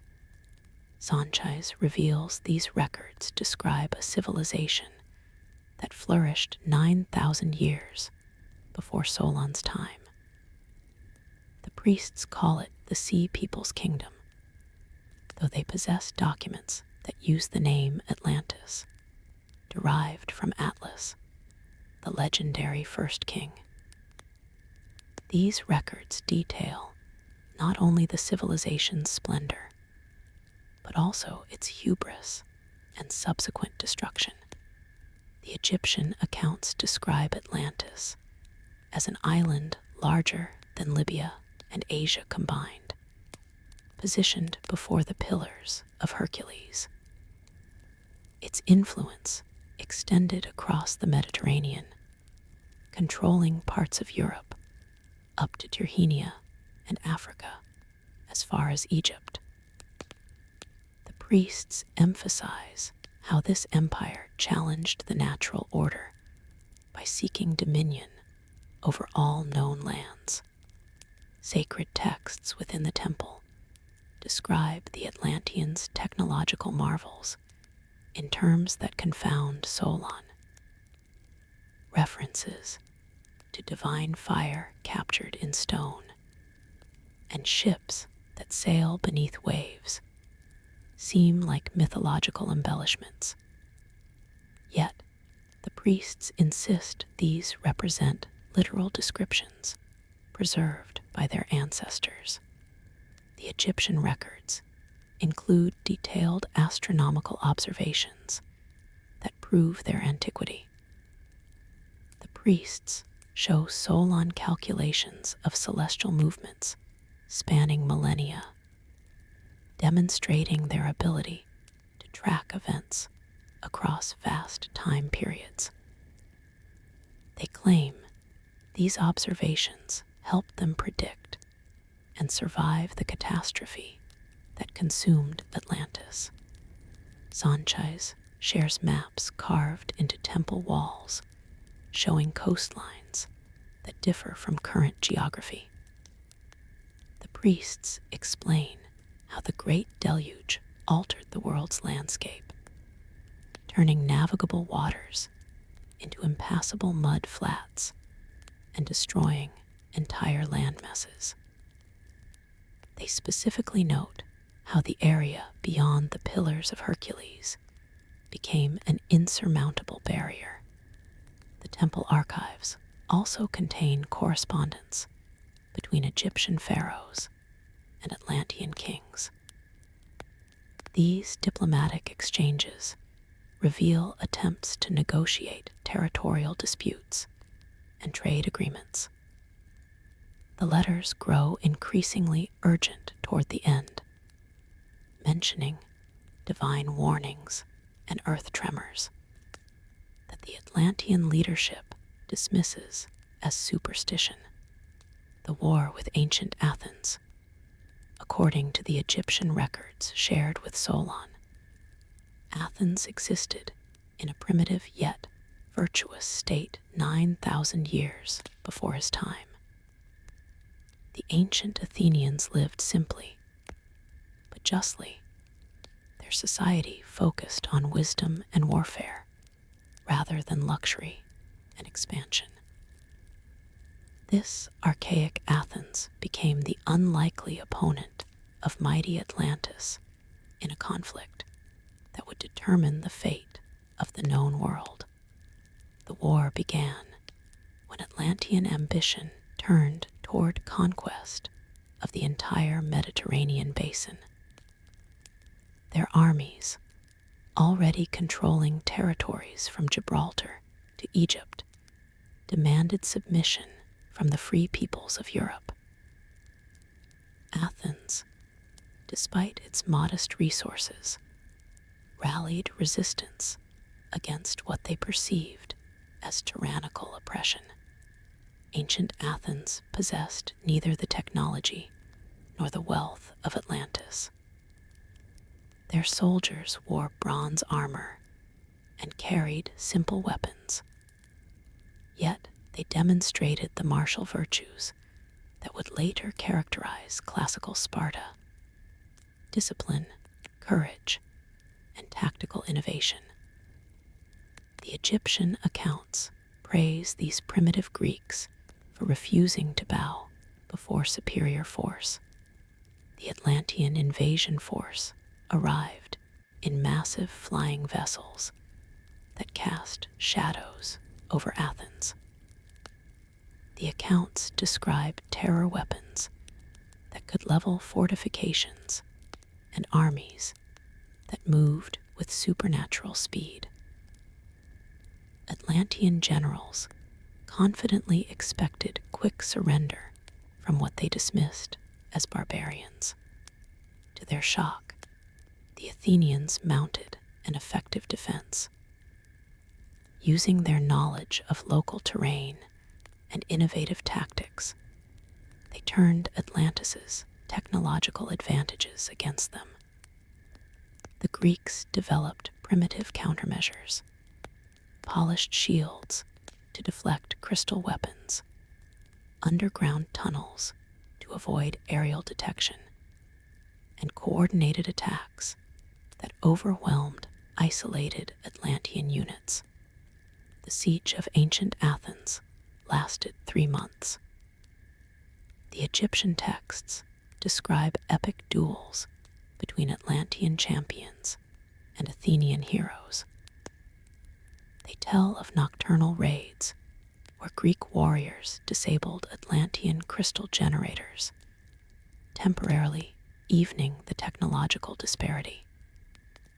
These accounts reveal that despite Atlantis's advantages, their forces lacked the fighting spirit of defenders protecting their homeland.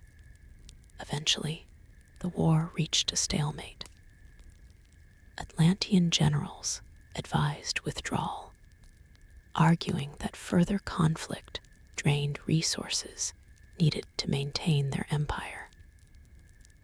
King Atlas, driven by pride, ordered continued assault despite warning signs that would later prove prophetic. The war's conclusion came not through military victory, but divine intervention. As Atlantean forces prepared for a final overwhelming assault, the gods supposedly unleashed the catastrophe that ended both the conflict and the civilization itself. Egyptian records emphasize that this wasn't mere coincidence. The hubris of Atlantis, in refusing to accept limits, had provoked cosmic retribution, divine punishment, and moral decay. The Egyptian priests emphasized to Solon that Atlantis's destruction represented divine judgment rather than accidental catastrophe. Their sacred texts describe how the gods initially blessed Atlantis with abundance and wisdom, expecting proper stewardship in return. Instead, the civilization descended into arrogance and greed that ultimately demanded cosmic correction. The priestly accounts detail specific moral failings that accumulated over generations. Early Atlantean rulers showed reverence for natural limits and divine authority. Their descendants, intoxicated by technological achievement, began claiming powers reserved for immortals.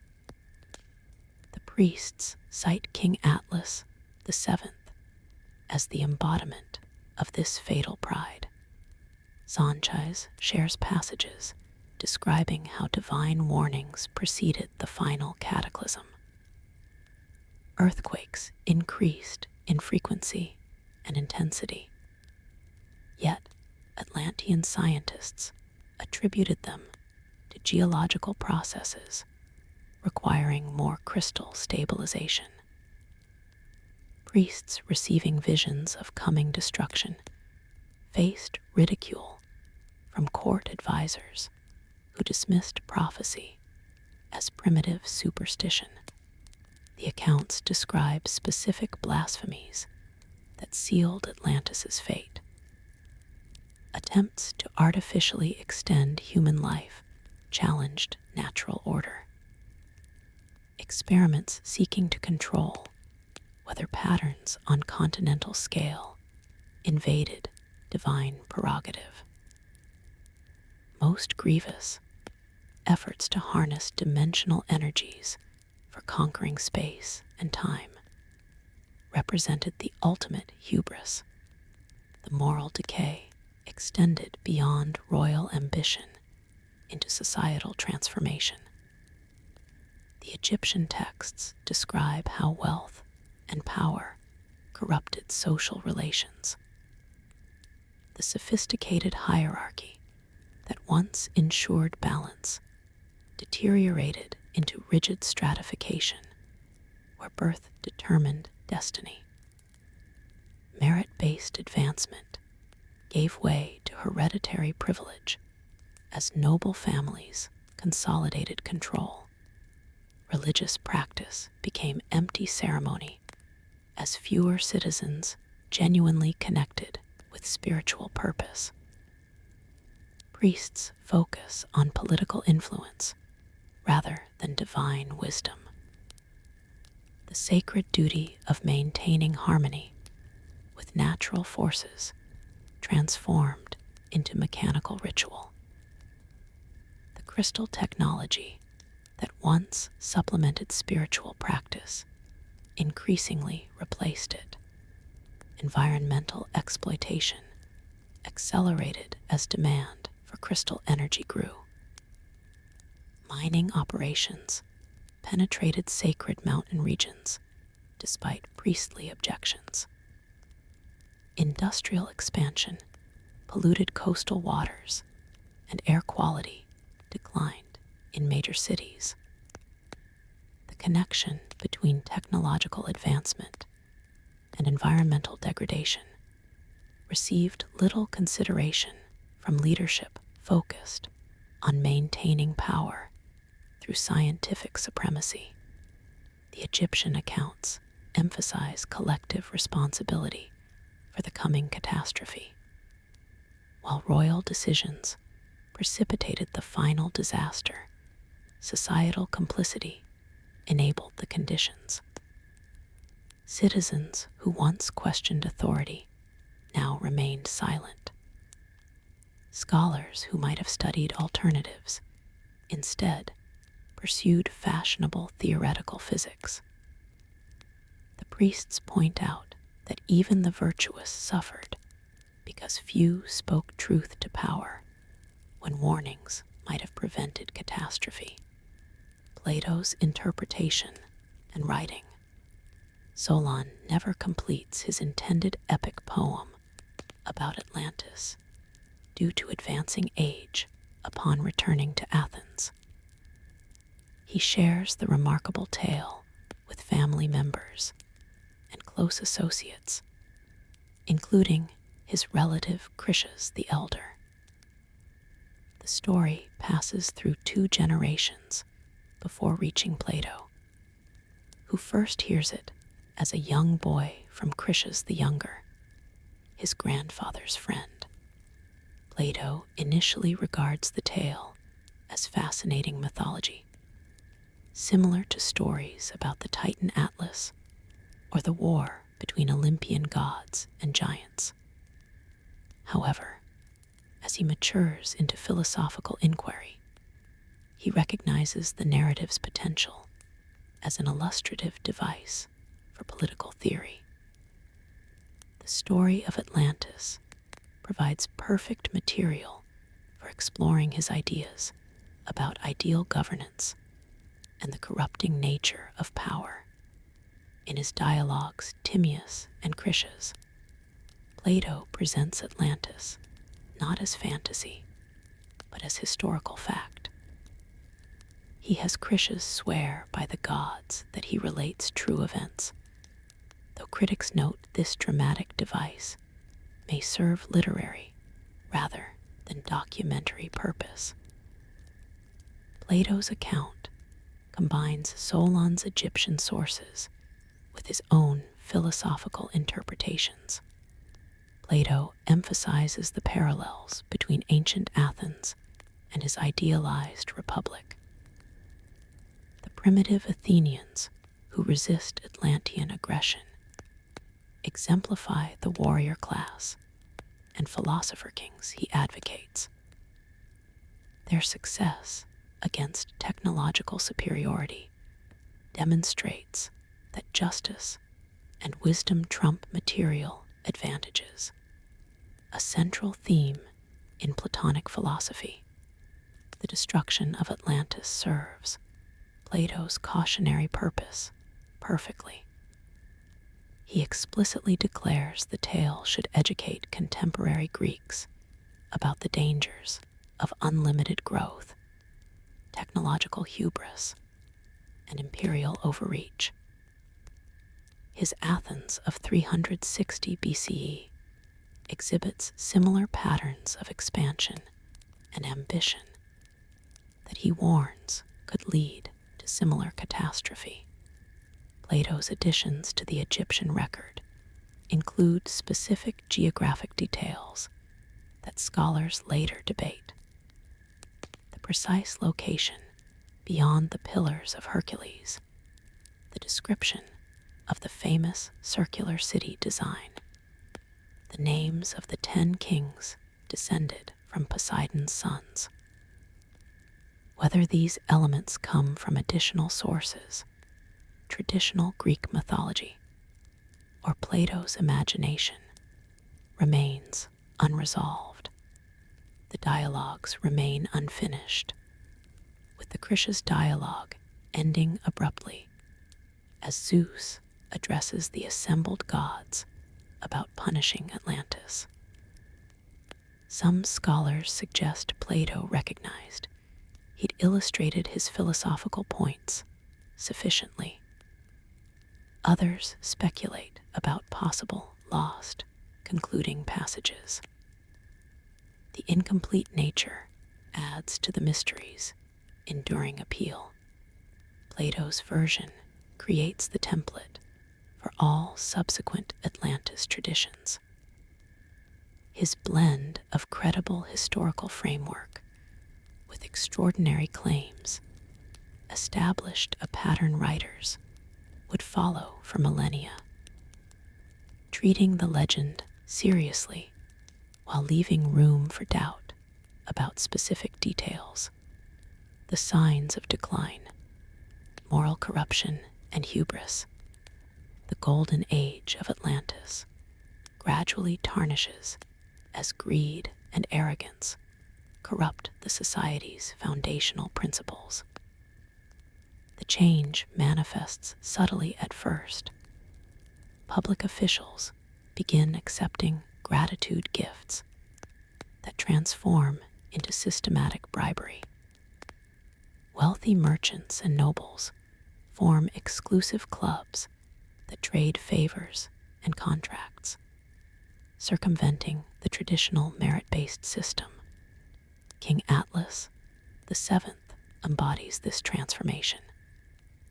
His earlier years show promise as a dedicated ruler balancing tradition with innovation. However, increasing isolation from common citizens allows court advisors to filter reality, presenting only information confirming royal decisions. The king's speeches shift from shared progress to personal destiny, claiming his lineage grants unique insight into cosmic mysteries. Priestly influence undergoes critical reversal. Traditional priests, who once served as reality checks for royal ambition, find themselves sidelined. The king promotes younger priests like Brother Kratos, whose radical interpretations support aggressive experimentation. The sacred balance between spiritual wisdom and technological power tilts dangerously as political expediency trumps religious caution. Social stratification crystallizes into rigid casts, despite official policies promoting mobility. The merchant elite creates private academies where their children receive advanced education while limiting access for brilliant commoners. Guild positions become hereditary, with master craftsmen passing positions to family members regardless of skill. The very crystal technology meant to elevate humanity instead reinforces inequality. Environmental consciousness fades as immediate gain overshadows long-term consequences. Mining operations that once required months of careful planning accelerate to meet crystal demands. Forest clearing for expanded agriculture proceeds without proper rotation planning. Ocean harvesting intensifies beyond sustainable limits as the population rises and appetite for luxury increases. The celebrated Atlantean justice system begins favoring status over truth. Crystal judges still detect lies, but wealthy defendants hire advocates trained in linguistic manipulation that technically avoids falsehood while obscuring reality. Punishment for nobles shifts from community service to financial penalties their wealth easily absorbs. Meanwhile, common citizens face harsher sentences for similar crimes. Cultural achievements maintain surface brilliance while losing deeper meaning. Art becomes decorative rather than challenging, reflecting themes that flatter patrons instead of provoking thought. Musical performances prioritize technical virtuosity over emotional resonance. Literature focuses on escapist fantasies rather than examining social reality. Religious observance continues with full pomp but diminishing sincerity. Temple attendance remains high, yet congregants treat ceremonies as networking opportunities. Donations flow generously, but often as public displays rather than genuine devotion. The crystal-enhanced spiritual experiences that once provided genuine transcendence become entertainment for jaded elites seeking novel thrills. Public discourse grows polarized between blind optimism and dismissed pessimism. Government announcements trumpet continuous progress, while independent researchers receiving troubling data face accusations of damaging morale. The famous Atlantean tradition of open debate narrows to predetermined conclusions, with dissenting voices labeled as enemies of advancement. Environmental warnings ignored. Natural systems begin displaying stress signals that Atlantean science detection equipment identifies, but leadership dismisses. Ocean currents shift as massive underwater construction projects alter seabed geography. Marine life migration patterns change for the first time in recorded history, with several species disappearing entirely from traditional feeding grounds. Seismic activity increases to levels that even senior geologists find alarming. The famous earthquake dampening systems require constant recalibration, consuming additional crystal energy in a feedback loop. Underground crystal mining operations penetrate depths where rock stability calculations based on surface measurements prove inadequate. Atmospheric anomalies emerge around major crystal energy consumption centers. Strange cloud formations appear above power stations, suggesting interference with weather systems. Temperature fluctuations in specific zones exceed natural variation patterns. Crystal technicians report unusual resonance feedback that suggests the atmosphere increasingly struggles to absorb discharged energy. Water quality deteriorates in major population centers despite advanced purification systems. Chemical traces from accelerated industrial processes overwhelm natural filtration mechanisms. Coastal regions report unusual algae blooms that traditional remedies cannot control. Fish populations in harbor areas decline sharply, forcing fishing fleets to venture further into deep waters. Agricultural yields show concerning variance despite optimal climatic conditions. Soil exhaustion appears in regions employing crystal enhancement beyond recommended levels.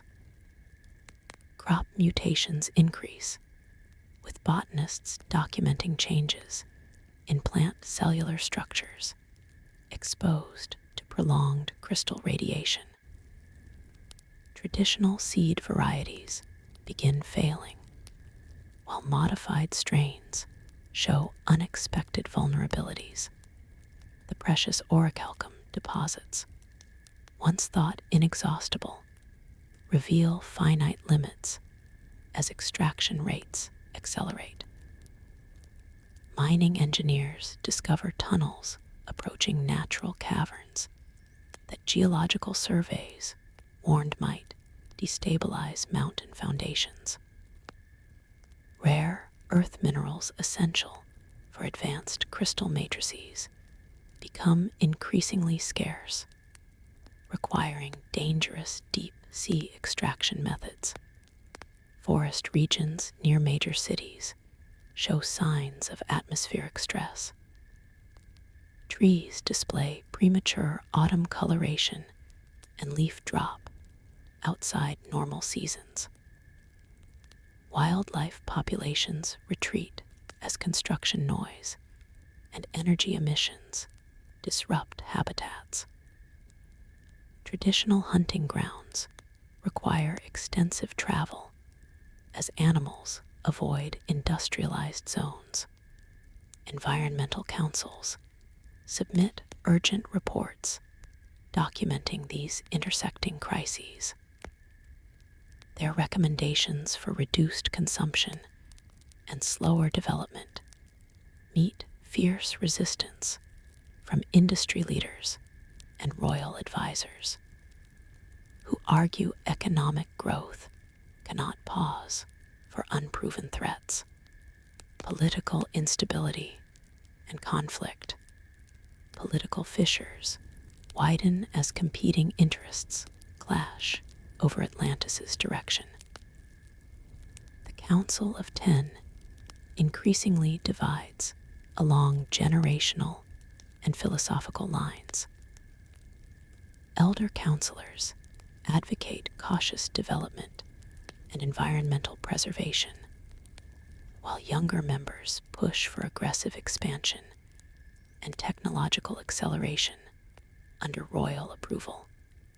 Regional tensions emerge as resource allocation becomes contentious issue. Outlying districts complain that crystal energy distribution favors the capital city disproportionately.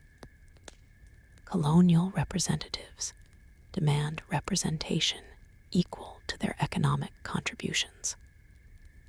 These grievances foster separatist movements, questioning the imperial model that has unified Atlantis for millennia. The priesthood fractures dramatically.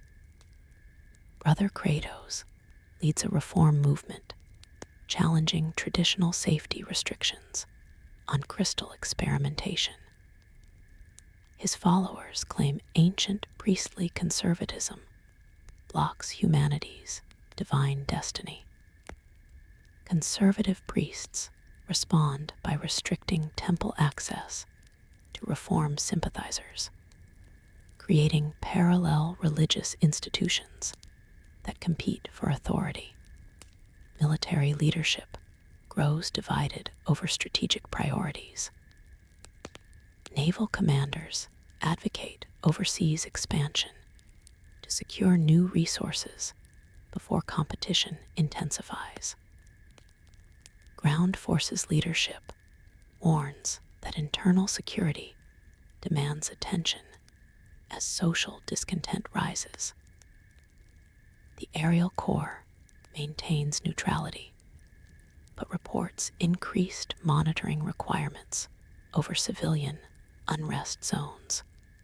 Secret societies proliferate as trust in official institutions erodes. The notorious Brotherhood of Atlas claims exclusive access to forbidden knowledge, while recruiting disillusioned scientists and ambitious nobles.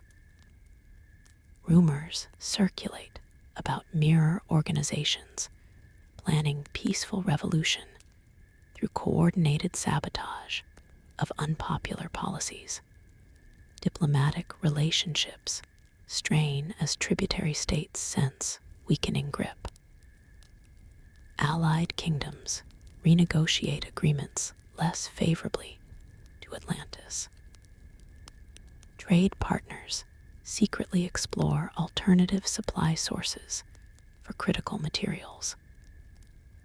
Former enemies watch carefully for signs of vulnerability that might allow territorial revision. King Atlas becomes increasingly paranoid about opposition, installing new surveillance systems using advanced crystal networks. Political arrests multiply as authorities interpret dissent as treason. The once celebrated openness of Atlantean society contracts as fear replaces trust in civic discourse.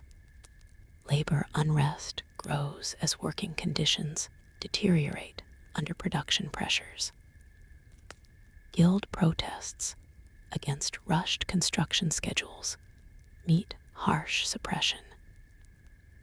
The famous merit-based social system warps as loyalty becomes the paramount qualification for advancement. Workers begin organizing underground networks resistant to crystal monitoring.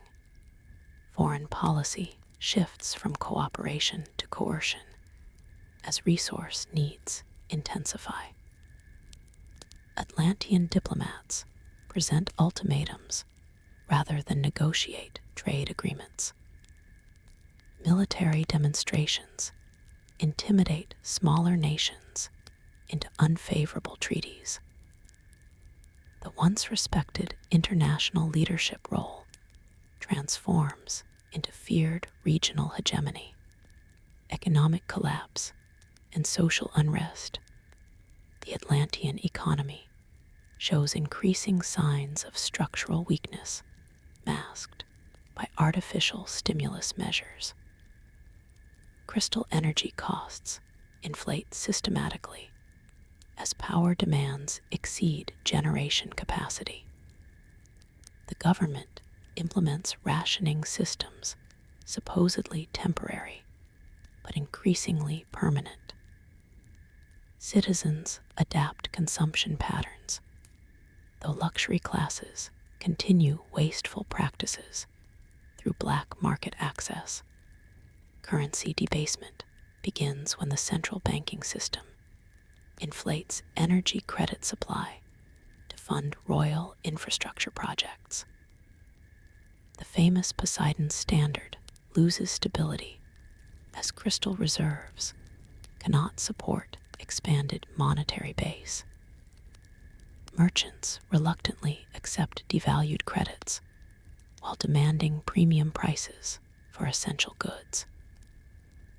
International trade partners request payment in physical gold and silver rather than Atlantean electronic currency. Unemployment rises among traditional craftspeople as automated crystal systems replace manual labor. Displaced artisans struggle to retrain for technical specialties requiring years of education. The social safety net strains under growing numbers requiring assistance. Meanwhile, high-skilled crystal engineers command exorbitant wages, creating unprecedented wealth disparities. Public infrastructure shows deferred maintenance as budgets prioritize new construction over upkeep. The magnificent bridges connecting city rings exhibit stress fractures engineers recommend addressing immediately. Crystal-powered transportation experiences increasing service interruptions. Water distribution networks require constant crystal energy adjustments to maintain pressure throughout expanding population centers. Real estate markets distort as speculation drives housing costs beyond ordinary incomes. Wealthy investors purchase multiple properties as inflation hedges, while working families crowd into inadequate accommodations. The famous terraced gardens convert to high-density housing that ignores traditional architectural harmony with nature. Food security becomes national concern despite agricultural innovations. Rising populations outpace production increases as premium farmland converts to urban development. Storage crystal degradation leads to unexpected spoilage of backup food supplies. Fishing yields continue declining as overfishing compounds environmental disruption. Civil unrest manifests through escalating protests. Peaceful demonstrations demanding economic justice evolve into confrontations with authorities when crystal security weapons accidentally cause fatalities. Each incident radicalizes more citizens while hardening official responses. The crystal monitoring networks, designed for public safety, become tools for suppressing dissent. Cultural institutions reflect economic stress through declining quality and innovation. Museums charge admission fees for previously free access. Artists struggle for funding as patronage shifts to politically reliable creators. Scientific research increasingly serves military applications rather than civilian advancement. The celebrated social mobility system stagnates as economic opportunities concentrate in narrow sectors. Crystal technology career paths become oversaturated, while traditional knowledge faces systematic devaluation. Education costs rise beyond reach for lower-income families, even as workforce needs evolve rapidly. The society's foundational promise of merit-based advancement rings hollow for growing numbers experiencing reduced circumstances. The great cataclysm, the warning prophecies, ancient seers, their visions intensifying as cosmic alignment approaches its fateful convergence. deliver increasingly urgent warnings that King Atlas dismisses as hysteria. The oracle of the Temple of Memory collapses during midday ceremonies, speaking in tongues about the crystal's betrayal and mountains that vomit fire. Palace physicians diagnose exhaustion, while her words echo through temple corridors. Astronomer priests document unprecedented celestial phenomena. A blood-red moon rises 3 nights consecutively despite calculations, predicting normal lunar phases. Stars shift positions according to crystal telescopes that calibrate automatically. The royal astronomers blame instrumental errors. Comets appear with unusual frequency, their tails pointing ominously toward the island. Children across Atlantis report shared nightmares. Visions of the city sinking beneath waves, while crystalline towers shatter into dust. Parents reassure their offspring, but cannot explain the remarkable consistency of these dreams. Teachers notice declining classroom focus as students grow distracted by persistent fears they cannot articulate. Traditional omens accumulate. Animals abandon coastal areas en masse. Domestic livestock refuse to graze near the shoreline, and birds migrate earlier than seasonal patterns dictate. The famous crystal gardens, where exotic plants flourish year-round, wither within days, despite optimal artificial conditions. Mystic healers treating these symptoms find their patients share premonitions of drowning. Brother Kratos, recently elevated to High Crystal Council despite his radical views, dismisses prophecies as psychological phenomena triggered by social unrest. Fear creates its own validation, he declares, establishing mandatory mental health screenings for citizens reporting visions. His crystal containment chambers supposedly treat mass hysteria while actually silencing dissent. The great library's ancient texts suddenly show altered passages when morning scribes arrive for daily copying.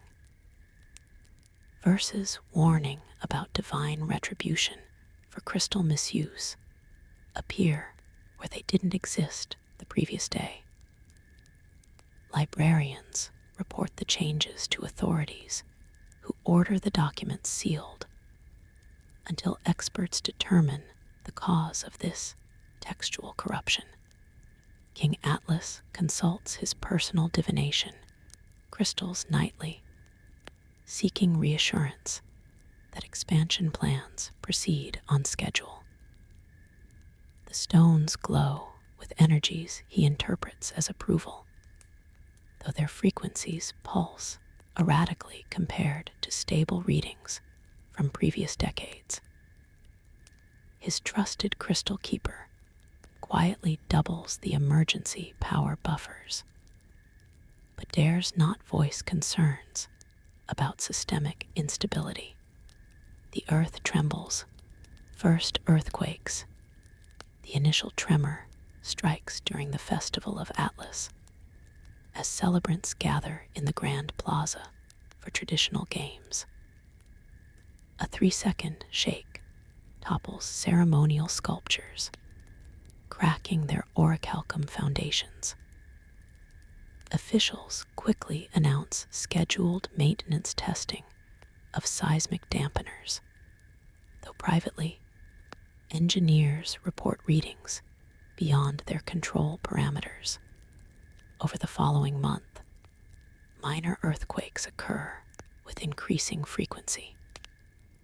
The sophisticated early warning system triggers partial evacuations that disrupt daily life. Citizens grow accustomed to alerts, treating them as inconvenient interruptions rather than genuine dangers. Emergency drills become perfunctory exercises as population fatigue sets in. Underground crystal mining operations report unusual acoustic phenomena, deep groaning sounds emanating from depths where crews have never ventured. Miners describe temperatures rising unexpectedly in tunnels hundreds of feet below sea level. Geologists investigating these anomalies discover soil liquefaction at depths previously considered stable. The famous earthquake dampening network requires continuous recalibration as ground vibrations shift outside normal frequencies. Crystal resonators designed to absorb shock waves begin generating their own tremors when operating at maximum capacity. Chief Engineer Thyman documents this dangerous feedback loop, but faces pressure to maintain system integrity rather than pause for analysis. Underwater construction, crews notice cracks forming in seafloor bedrock around massive foundation anchors. The submerged portions of the triple wall system show stress fractures that repair teams cannot stabilize permanently. Structural specialists propose abandoning deep-sea projects, but royal planners insist completion schedules remain fixed. By the final month, seismic events cluster around significant geological features. Volcanic vents long dormant show new thermal activity. Fault lines previously mapped as inactive register significant movement, and underground magma chambers display pressure readings approaching critical levels. The island's geological stability hangs by threads that citizen scientists dare not publicize for fear of causing panic. Residential districts experience differential settling as building foundations shift microscopically.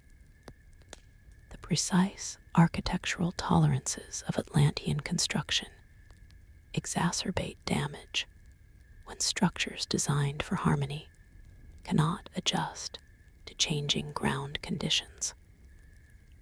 Emergency shelter protocols activate more frequently as buildings require evacuation for safety inspections.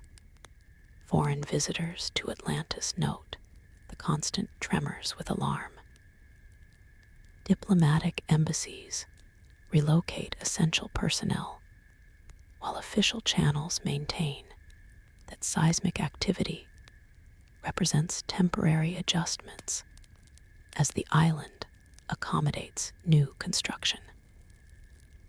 Privately, several alliance nations begin contingency planning for potential refugee situations.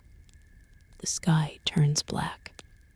Atmospheric phenomena, unusual cloud formations, appear above Atlantis, defying meteorological explanations. Crystalline scientists note atmospheric moisture content exceeding saturation points without precipitation. The clouds develop geometric patterns suggesting interference from ground-based energy emissions rather than natural weather processes. Crystal power stations report electromagnetic interference peaking during sunset hours when energy demand spikes. Technicians observe luminescent displays in cloud layers directly above transmission towers. These aurora-like phenomena attract crowds, treating them as spectacular entertainment, while energy directors quietly reduce power output, fearing atmospheric ignition. Air quality monitoring systems detect particulate matter, increasing exponentially. Chemical composition analysis reveals microscopic crystal dust that should remain contained within sealed systems. Respiratory clinics treat unusual cases of breathing difficulty, especially among workers maintaining underground crystal networks. The famous blue skies of Atlantis dim to perpetual gray as suspended particles accumulate. Solar energy collection efficiency drops significantly, requiring supplemental power from ground-based sources already strained by crisis management efforts. Agricultural zones suffer reduced crop yield despite artificial lighting attempts to compensate. Lightning storms develop without warning, their electrical discharges attracted to crystal installations throughout the city. Emergency crews respond to equipment fires, while citizens witness electrical phenomena that seem to bend laws of physics. Traditional weather prediction methods fail completely as atmospheric conditions stabilize in chaotic states. Temperature variations swing wildly between districts. The inner city rings experience oppressive heat, while coastal areas face unexpected cold fronts. Climate control crystals work overtime attempting to moderate conditions, but struggle against forces they weren't designed to counteract. Energy consumption for environmental regulation drains reserves needed for essential services. Strange winds emerge from underground vents, carrying sulfuric odors and unidentifiable chemical scents. Air circulation systems designed for pure mountain air intake must install emergency filtration that cannot process the volume of contaminated atmosphere. Residents begin wearing crystal-enhanced breathing masks as standard protection. The sky occasionally pulses with energy waves visible to unaided eyes. These atmospheric cascades correspond with power surges in the crystal grid, suggesting dangerous resonance between technological infrastructure and natural phenomena. Scientists theorize atmospheric saturation approaching critical threshold, but lack time for proper research before finding solutions. Night brings no relief as phosphorescent clouds emit enough light to disrupt sleep cycles. The absence of visible stars compounds navigator anxiety and disrupts religious observations tied to celestial events. Citizens report psychological distress from unnatural lighting conditions combined with persistent seismic activity. The final hours of Atlantis. The catastrophe begins precisely at midnight, during a rare lunar eclipse that crystal astronomers. The flood waters rise, the ocean walls breach. The ocean's assault begins with deceptive calm, as the triple wall system holds momentarily against the initial tsunami. Then, in a catastrophic cascade, the outer defense breaches at its weakest point, where recent construction compromised ancient foundations. Waters funnel through the gap with sufficient force to widen the opening exponentially. The middle wall, designed to withstand naval bombardments and oceanic storms, faces unprecedented pressure as displaced waters seek equilibrium. Its orichalcum-reinforced sections resist valiantly until seismic aftershocks weaken critical support structures. The mathematical precision of Atlantean engineering, once a source of pride, becomes a vulnerability as systematic failure propagates through interconnected systems. The inner wall represents humanity's last barrier against nature's fury. Its crystal-enhanced foundations activate emergency protocols, but cannot compensate for the volume of water overwhelming defensive parameters. Residents of inner-ring districts witness the heart-stopping moment when waters crest the wall's summit. Understanding their doom is sealed. Underground pressure increases dramatically as waters penetrate deep into crystal mining tunnels. Ancient cavern systems, destabilized by years of extraction, collapse in sequence, creating underground cataract systems that amplify surface flooding. The network of passages that facilitated commerce and defense now channels destruction with terrifying efficiency. Harbor districts disappear first beneath the waves. Ships torn from moorings become battering rams, destroying whatever structures still stand. The massive warehouses holding goods from across the empire implode under pressure, their contents mixing with debris to create a temporary landmass that briefly slows the water's advance before dissolving into chaos.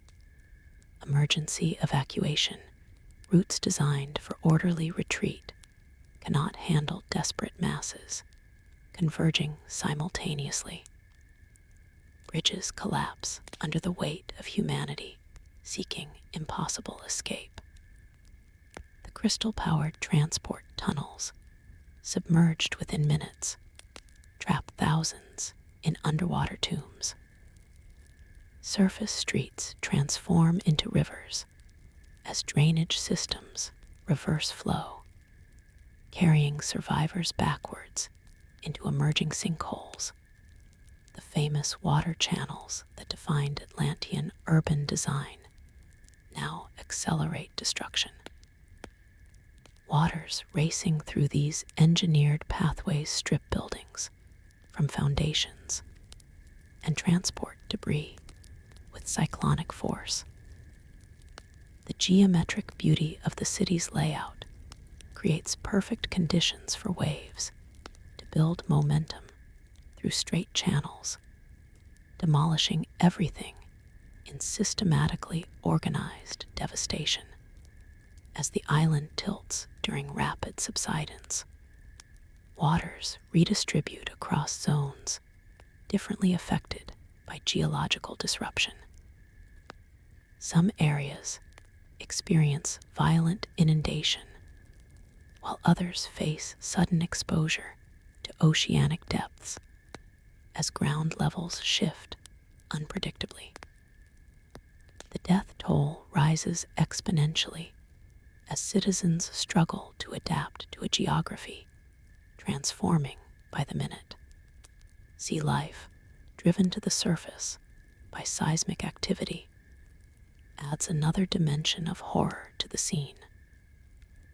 Normally docile creatures, panicked by noise and pressure changes, attack anything in the churning waters. Deep-sea species, exposed to pressures they cannot survive, create a grotesque display of marine death, matching the human catastrophe occurring overhead. Desperate escape attempts. Citizens attempt escape through every conceivable means, their efforts hampered by infrastructure collapsing beneath them. Personal flying craft, launched in overwhelming numbers, create aerial traffic jams as pilots ignore established flight paths. Collisions rain debris onto survivors below, while fuel reserves deplete rapidly through panicked operation. Naval vessels, the pride of Atlantean engineering, struggle against currents that exceed their propulsion capabilities. Crew members execute emergency procedures, while crowds swarm boarding ramps, overloading ships beyond safety margins. Captains face impossible decisions between maritime protocol and humanitarian imperative, with many vessels capsizing minutes after departure. Underground shelters designed to withstand extended sieges fill beyond capacity. Reinforced doors strain against desperate crowds as ventilation systems fail in the contaminated atmosphere. Those safely inside face excruciating choices about admitting late arrivals. Some shelters flood through hairline cracks in crystal-sealed walls, while others maintain integrity only to become permanent tombs when exit routes disappear beneath debris. The famous flying bridges between city districts attract masses seeking elevation above rising waters. These architectural marvels, stressed by seismic damage and overloading, begin failing in sequence. Survivors jumping from crumbling structures create human storms in the waters below, their crystal-enhanced garments providing insufficient buoyancy against the chaotic currents. Submarine vessels, built for underwater exploration rather than rescue, attempt evacuations from submerged zones. These craft, designed for scientific crews of 20, struggle to accommodate hundreds of desperate survivors. Captains maintain diving protocols despite emotional pressure to exceed safety depth limits. Some crews perform heroic rescues before their vessels succumb to pressure damage or crystal power depletion. Religious fanatics seize control of several temples, declaring sanctuaries under divine protection. These buildings, among the sturdiest constructed, provide temporary salvation for believers and refugees alike. However, as waters rise, theological debates about salvation devolve into practical concerns about survival, with temple guards forced to repel attempts at forced entry. Transportation crystals cease functioning as the power grid destabilizes, stranding thousands mid-transit. Crystal tunnels become death traps as their energy-based propulsion systems fail catastrophically. Backup systems designed to prevent accidents now accelerate mortality as desperate engineers attempt dangerous overrides to evacuate survivors trapped between stations.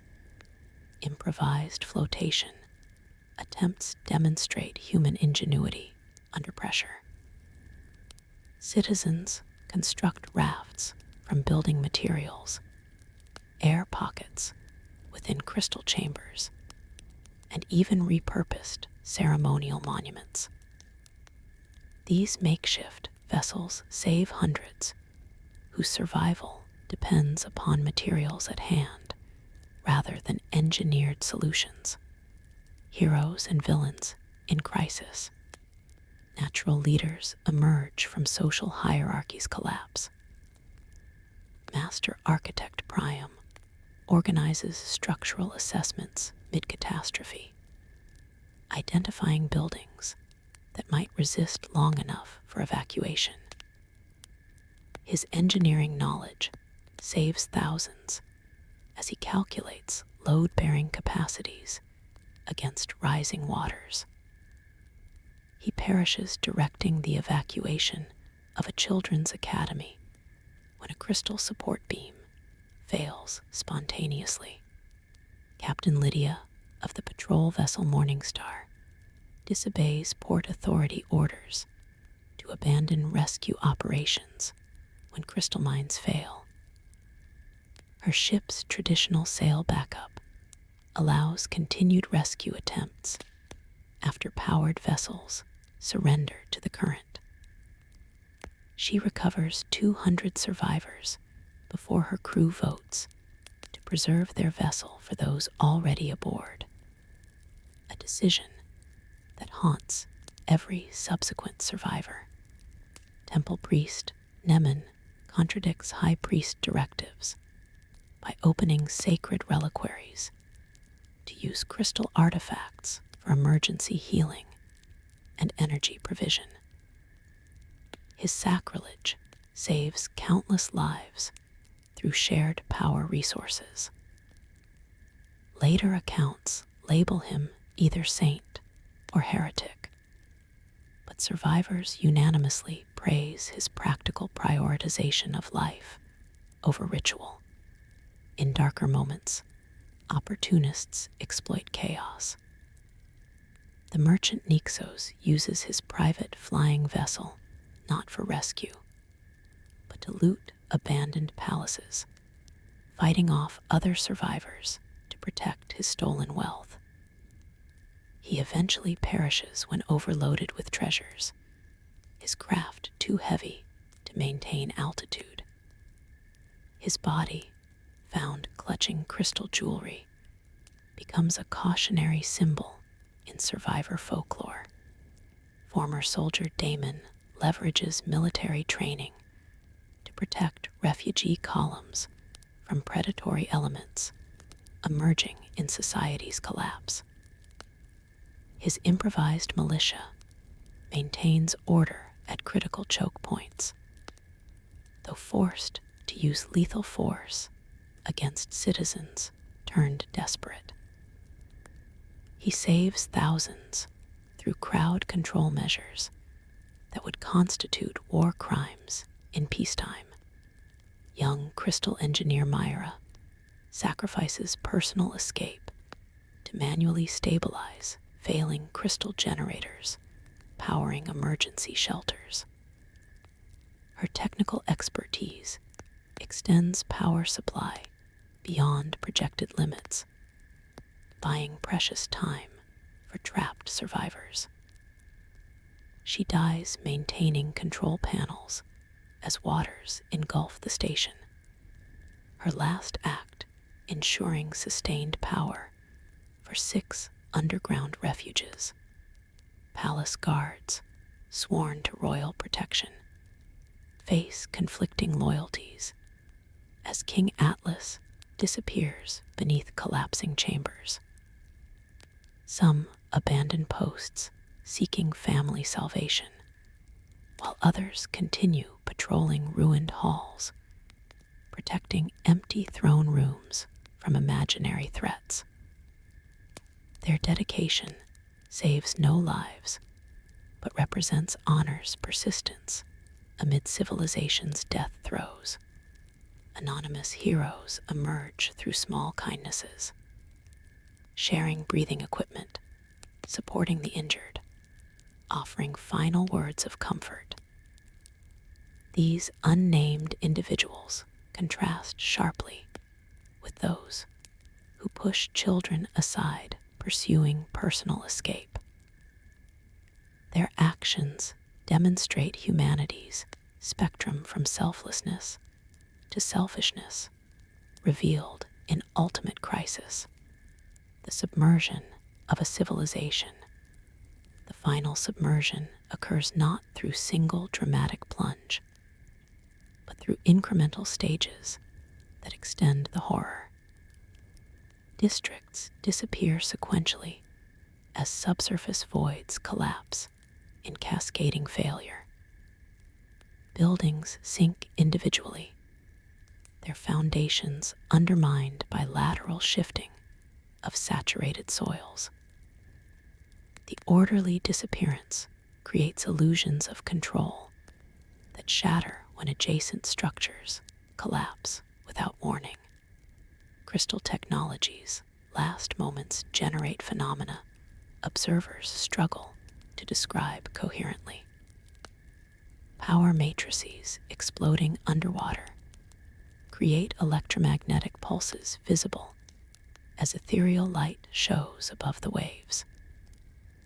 These displays attract marine life while simultaneously killing anything within proximity to the energy release.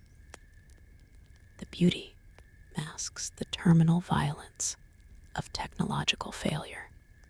Subsidence patterns follow fault line distribution, but exceed geological predictions. Some areas drop vertically, while others tilt dramatically, creating underwater cliffs that shatter architecture designed for level grounds. The famous terrace gardens, cascading water features become deadly traps as ornamental waterfalls transform into undertows pulling debris and bodies deeper. Air pockets trapped in sealed chambers provide temporary refuge for the desperate. These spaces become horrific theaters where survivors face slow suffocation or drowning as water infiltrates through stress cracks. Rescue attempts to reach these pockets often trigger additional collapse, killing both victims and would-be saviors. The ocean's claim extends beyond mere physical submersion. Chemical reactions between seawater and crystal matrices create toxic compounds that poison the waters for hundreds of miles. Marine ecosystems suffer catastrophic disruption as the technological detritus of the fallen civilization reacts unpredictably with natural systems. As the last visible structures disappear beneath turbulent waves, the ocean's surface continues displaying aftershock effects for days. Floating debris fields span visible horizons, creating temporary islands of destruction where survivors cling to fragments of their former lives. These makeshift refuges gradually sink or disperse, carrying final witnesses beneath the waves or toward distant shores where Atlantis becomes merely legend. The complete submersion takes 72 hours from initial earthquake to final disappearance. This extended time frame, rather than merciful, prolongs agony through false hopes and repeated trauma. Each subsidence phase offers moments where survival seems possible before reality reasserts oceanic inevitability. The civilization that mastered water's power dies by water's hand, irony compounding tragedy in nature's ultimate lesson. Survivors and aftermath, those who escaped in the aftermath of Atlantis's destruction. Scattered survivors drift across vast ocean expanses, their vessels overwhelmed by the scale of loss. Naval Captain Thyron commands the battered exploration ship Perseus, carrying 300 souls, including royal archivists, children from coastal academies, and laborers who happened near the docks during evacuation. His crew includes Master Navigator Simon, whose intimate knowledge of secret currents guides them toward lands beyond traditional sailing routes.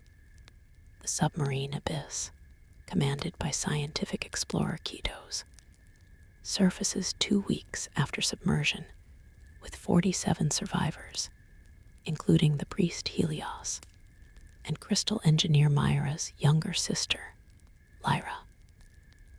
Their vessel, designed for deep-sea research rather than extended voyaging, undergoes constant repairs while they seek landfall. The crew debates whether to share technological knowledge with primitive peoples they might encounter. Princess Amphitrite escapes aboard the royal yacht, accompanied by 20 loyal guards and her childhood friend Nestor, a skilled healer. Her survival raises questions of legitimate succession and governmental continuity that complicate refugee settlement negotiations. She carries the Lesser Crystal of State, a backup artifact containing essential administrative and technical knowledge.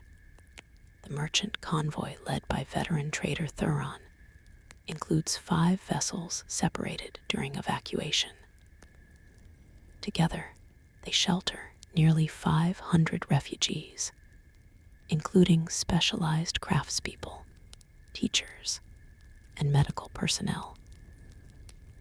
Their diverse skills facilitate establishing new communities, though internal conflicts arise about whether to maintain Atlantean identity or assimilate into existing cultures.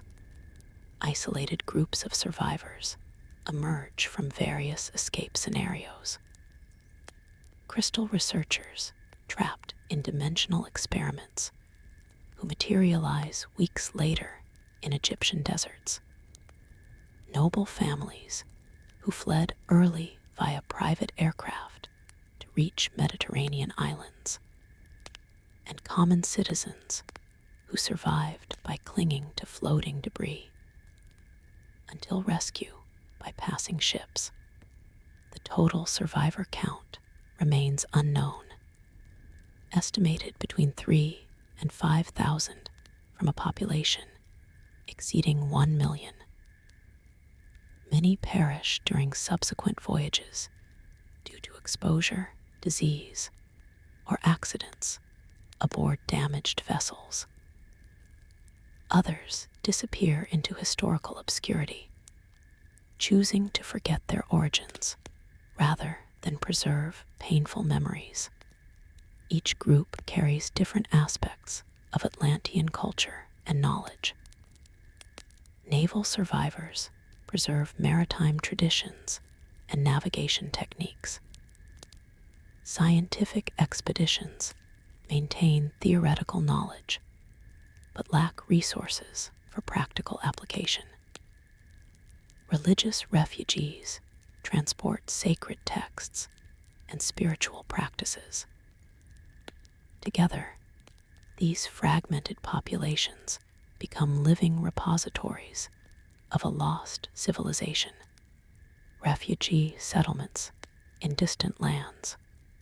Egyptian authority welcomes Atlantean refugees with cautious hospitality, recognizing both opportunity and threat in receiving survivors possessing advanced knowledge. Pharaoh commands construction of New Atlantis district outside Memphis, where newcomers gradually integrate while maintaining distinct cultural quarters. Many Atlanteans serve as technical advisors, contributing mathematical and astronomical expertise to to existing projects. Cretan settlements emerge along the northern coast, where survivors establish trading posts that eventually grow into prosperous cities. The Minoans, already accomplished seafarers, readily adopt Atlantean shipbuilding enhancements while teaching refugees local agricultural methods. Cultural fusion creates vibrant centers combining progressive technology with traditional wisdom. The island, now called Santorini, receives early refugee vessels, its volcanic geography offering strategic defensive advantages. Survivors construct fortress cities, utilizing remaining crystal technology for basic infrastructure. These settlements become renowned centers for metallurgy and craftsmanship, though their subsequent destruction by volcanic eruption forces another diaspora. Western Europe's Atlantic coastal regions witness the establishment of megalithic communities by Atlantean refugees. These isolated colonies develop simplified versions of crystal-based architecture, creating stone monuments that align with celestial patterns. Their advanced astronomy influences local populations, though complex technical knowledge gradually simplifies into ritual practice. The Amazon basin receives refugees led by Princess Amphitrite's distant cousin, who establishes protected communities deep within unexplored territories. These settlements adapt Atlantean agricultural techniques to tropical conditions, developing terraced farming and irrigation systems that support larger populations than traditional methods allow. Mediterranean islands ranging from Cyprus to Sicily welcome smaller refugee groups who contribute specialized knowledge to local economies. Banking innovations, maritime law concepts, and medical practices spread from these communities throughout the region. Some refugees deliberately obscure their origins, presenting knowledge as personal discoveries rather than inherited wisdom. North African coastal settlements, established by former military personnel, demonstrate defensive architecture, incorporating both local and Atlantean principles. These fortified towns become centers for the preservation of martial traditions, while adapting to desert environments through modified water management systems. Conflicts arise in several locations between established populations and refugees with superior technology. Some communities face resentment for their apparent advantages, leading to forced dispersal or violent confrontations. Other settlements successfully negotiate mutually beneficial arrangements, trading knowledge for land and resources. The Celtic regions of Europe receive refugees who introduce concepts of elite warrior castes and sophisticated metallurgy. Their influence appears in archaeological records through sudden improvements in bronze working techniques and the appearance of architectural elements unknown to local traditions. Knowledge preservation and temples. Crystal-based knowledge preservation proves impossible without proper power sources, forcing refugees to develop alternative systems. The Brotherhood of Ancient Wisdom establishes scriptoriums where scribes transcribe essential information into durable materials. These texts preserve mathematical formulae, astronomical observations, and philosophical treatises, though complex engineering blueprints resist documentation through primitive media. Temple complexes constructed by refugee priests serve multiple functions beyond religious observance. These structures incorporate architectural elements echoing Atlantean sacred geometry while utilizing available local materials. Hidden chambers beneath temple foundations safeguard crystal artifacts too precious to use, but too important to abandon.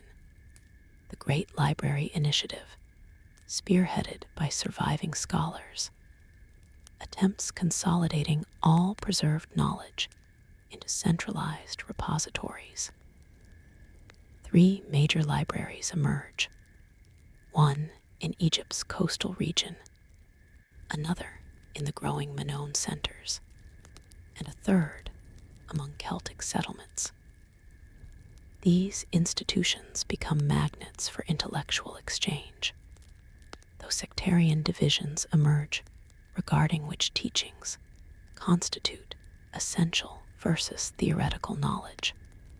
Teaching methods adapt to accommodate refugees' technical understanding and local populations' primitive frameworks.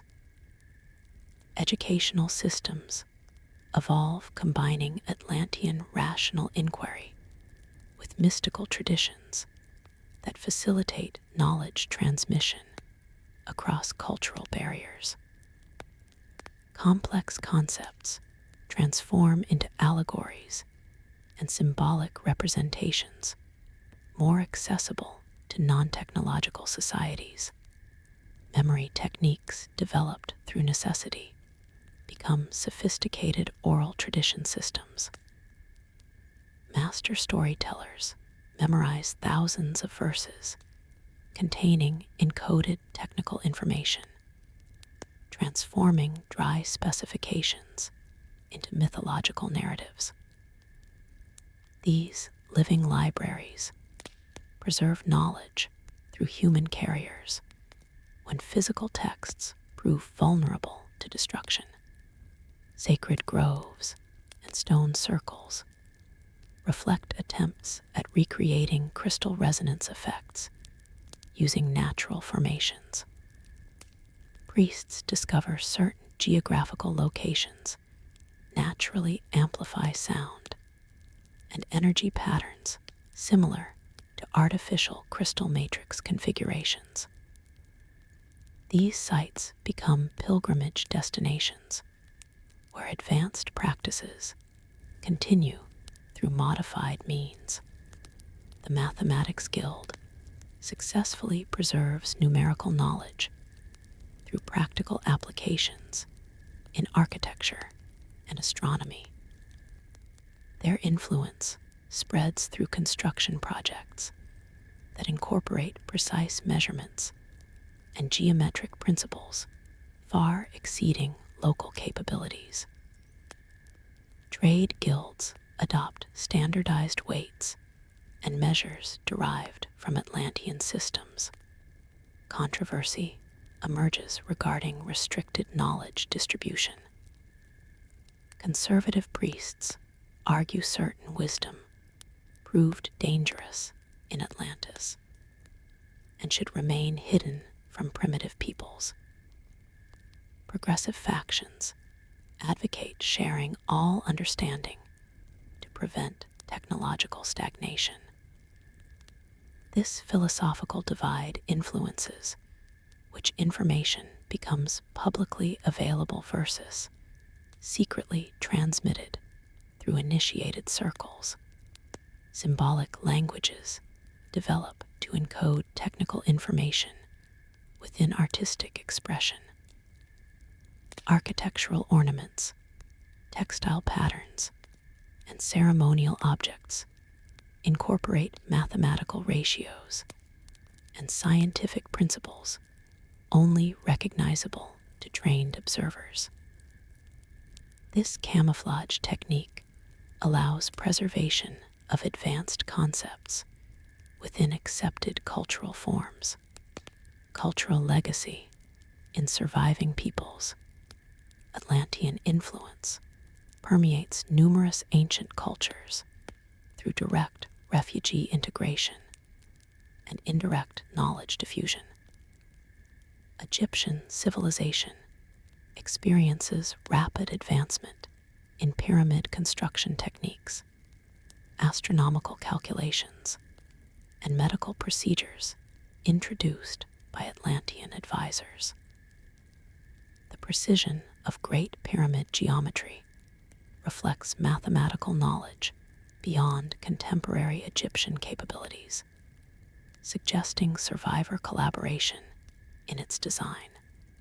Gothic architecture emerging centuries later incorporates principles of harmonic resonance that trace back to Atlantean understanding of sound and structure relationships. Cathedral construction demonstrates sophisticated engineering concealed within religious symbolism. Flying buttresses and vaulted ceilings create acoustic effects deliberately designed to evoke transcendent states, a technique perfected in Atlantean temples. Maritime traditions of Phoenician and later Greek cultures show remarkable similarities to Atlantean naval practices. Navigation by stars using precise calculations. Ship construction emphasizing proportion over size. And ritualistic launch ceremonies reflect transmitted knowledge. The mythical Jason and his Argonauts may represent historical expeditions led by Atlantean navigator refugees seeking distant lands. Language evolution reveals Atlantean vocabulary infiltrating multiple dialects. Words for specific metals, astronomical phenomena, and mathematical concepts appear simultaneously in geographically separated cultures, suggesting common origin through refugee interactions. Proto-writing systems display symbols matching descriptions of simplified Atlantean script preserved in Egyptian temples. Religious mythology incorporates Atlantean cosmology into local pantheons. Gods associated with sea, technology, and catastrophic floods often carry attributes suggesting historical memory of actual Atlantean kings and events. The Greek tale of Atlas holding up the heavens possibly echoes the real Atlas, whose ambition precipitated his civilization's destruction. Architectural innovations, including drainage systems, load-bearing wall construction, and urban planning concepts, spread throughout Mediterranean and Atlantic coastal regions. These practical applications of Atlantean engineering persist even after the theoretical knowledge supporting them fades from public understanding. Road networks featuring precise surveying demonstrate mathematical sophistication, unusual for their historical context. Medical knowledge transmitted through refugee healers' influences, developing pharmacological traditions. The use of specific plant combinations for treating conditions, understanding of blood circulation principles, and early surgical procedures suggest rapid knowledge transfer beyond natural cultural evolution. Greek medical texts attribute certain remedies to wisdom from beyond the pillars without explicitly naming Atlantis. Artistic techniques, including lost wax casting, crystal working methods, and color pigment formulation, appear suddenly in various cultures following the Atlantean catastrophe. Museum artifacts from this period demonstrate craftsmanship quality, inexplicable through gradual skill development, indicating master artisans teaching advanced methods to local practitioners. The persistent legend of a golden age preceding historical civilizations appears in multiple cultural narratives worldwide. These accounts share remarkable consistency regarding technological achievement, moral decline, and catastrophic destruction. While details vary based on local context, the core elements suggest cultural memory of actual events transmitted through survivor testimony. Cultural taboos surrounding hubris, particularly regarding natural forces, emerge in societies with strong Atlantean influence. Religious traditions emphasizing humility before divine power reflect lessons learned through catastrophic experience. These morality tales serve both spiritual and practical purposes, warning against repeating behaviors that led to Atlantis' destruction. Archaeological evidence and theories, underwater ruins and discoveries, underwater archaeological investigations have revealed submerged structures worldwide that some researchers connect to Atlantean mythology. Near the Azores Islands, sonar mapping detects rectangular formations on the ocean floor at depths, challenging current subsidence timeline theories. These structures, composed of fitted stones without mortar, exhibit precision construction techniques associated with lost civilizations. The Bimini Road Formation off the Bahamas consists of limestone blocks arranged in linear patterns spanning hundreds of feet.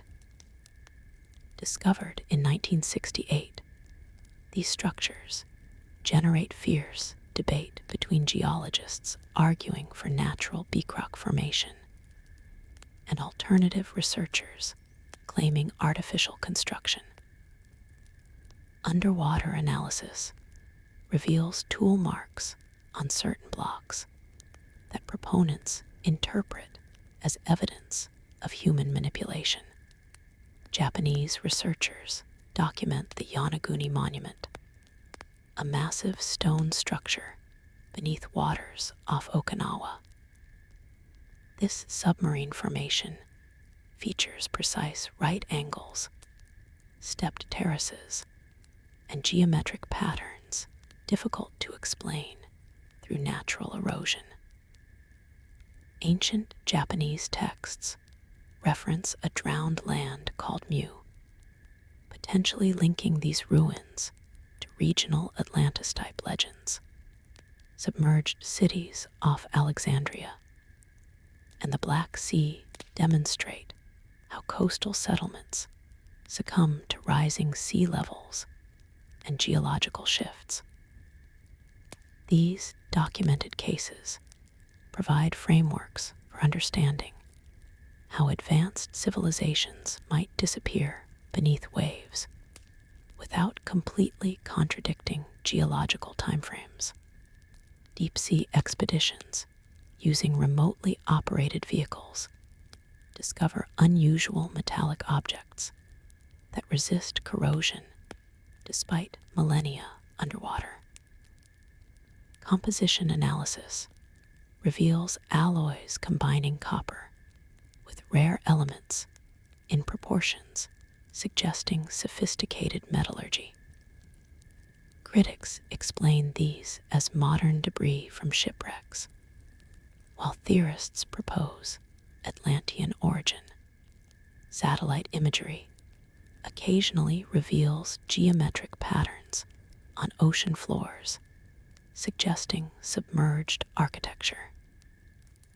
Enhanced processing techniques highlight features resembling road networks, harbor structures, and building foundations. However, experts debate whether these represent cultural remains or natural seafloor formations, exploiting human pattern recognition tendencies. Crystal artifacts recovered from various underwater sites demonstrate advanced cutting and polishing techniques. While most originate from documented shipwrecks carrying trade goods, occasional specimens show construction inconsistent with known historical capabilities. Speculative dating methods place these artifacts significantly older than traditional timelines allow. Submersible expeditions to deep ocean trenches occasionally encounter crystalline formations with geometric precision unusual for natural mineral growth. These discoveries fuel speculation about Atlantean crystal technology, though scientific analysis typically attributes them to unique volcanic processes, creating organized crystal matrices. Preservation techniques employed in proven underwater archaeological sites inform understanding about how Atlantean technology might survive submersion. Sealed chambers, particular sediment compositions, and anaerobic conditions can protect artifacts for thousands of years. This knowledge helps evaluate claims about discovering preserved Atlantean structures. Underwater acoustic anomalies detected in several locations exhibit patterns suggesting artificial origin rather than geological phenomena. These sonic signatures sometimes correspond with visual formations on ocean floors, though conclusive identification remains elusive due to accessibility limitations and interpretation challenges.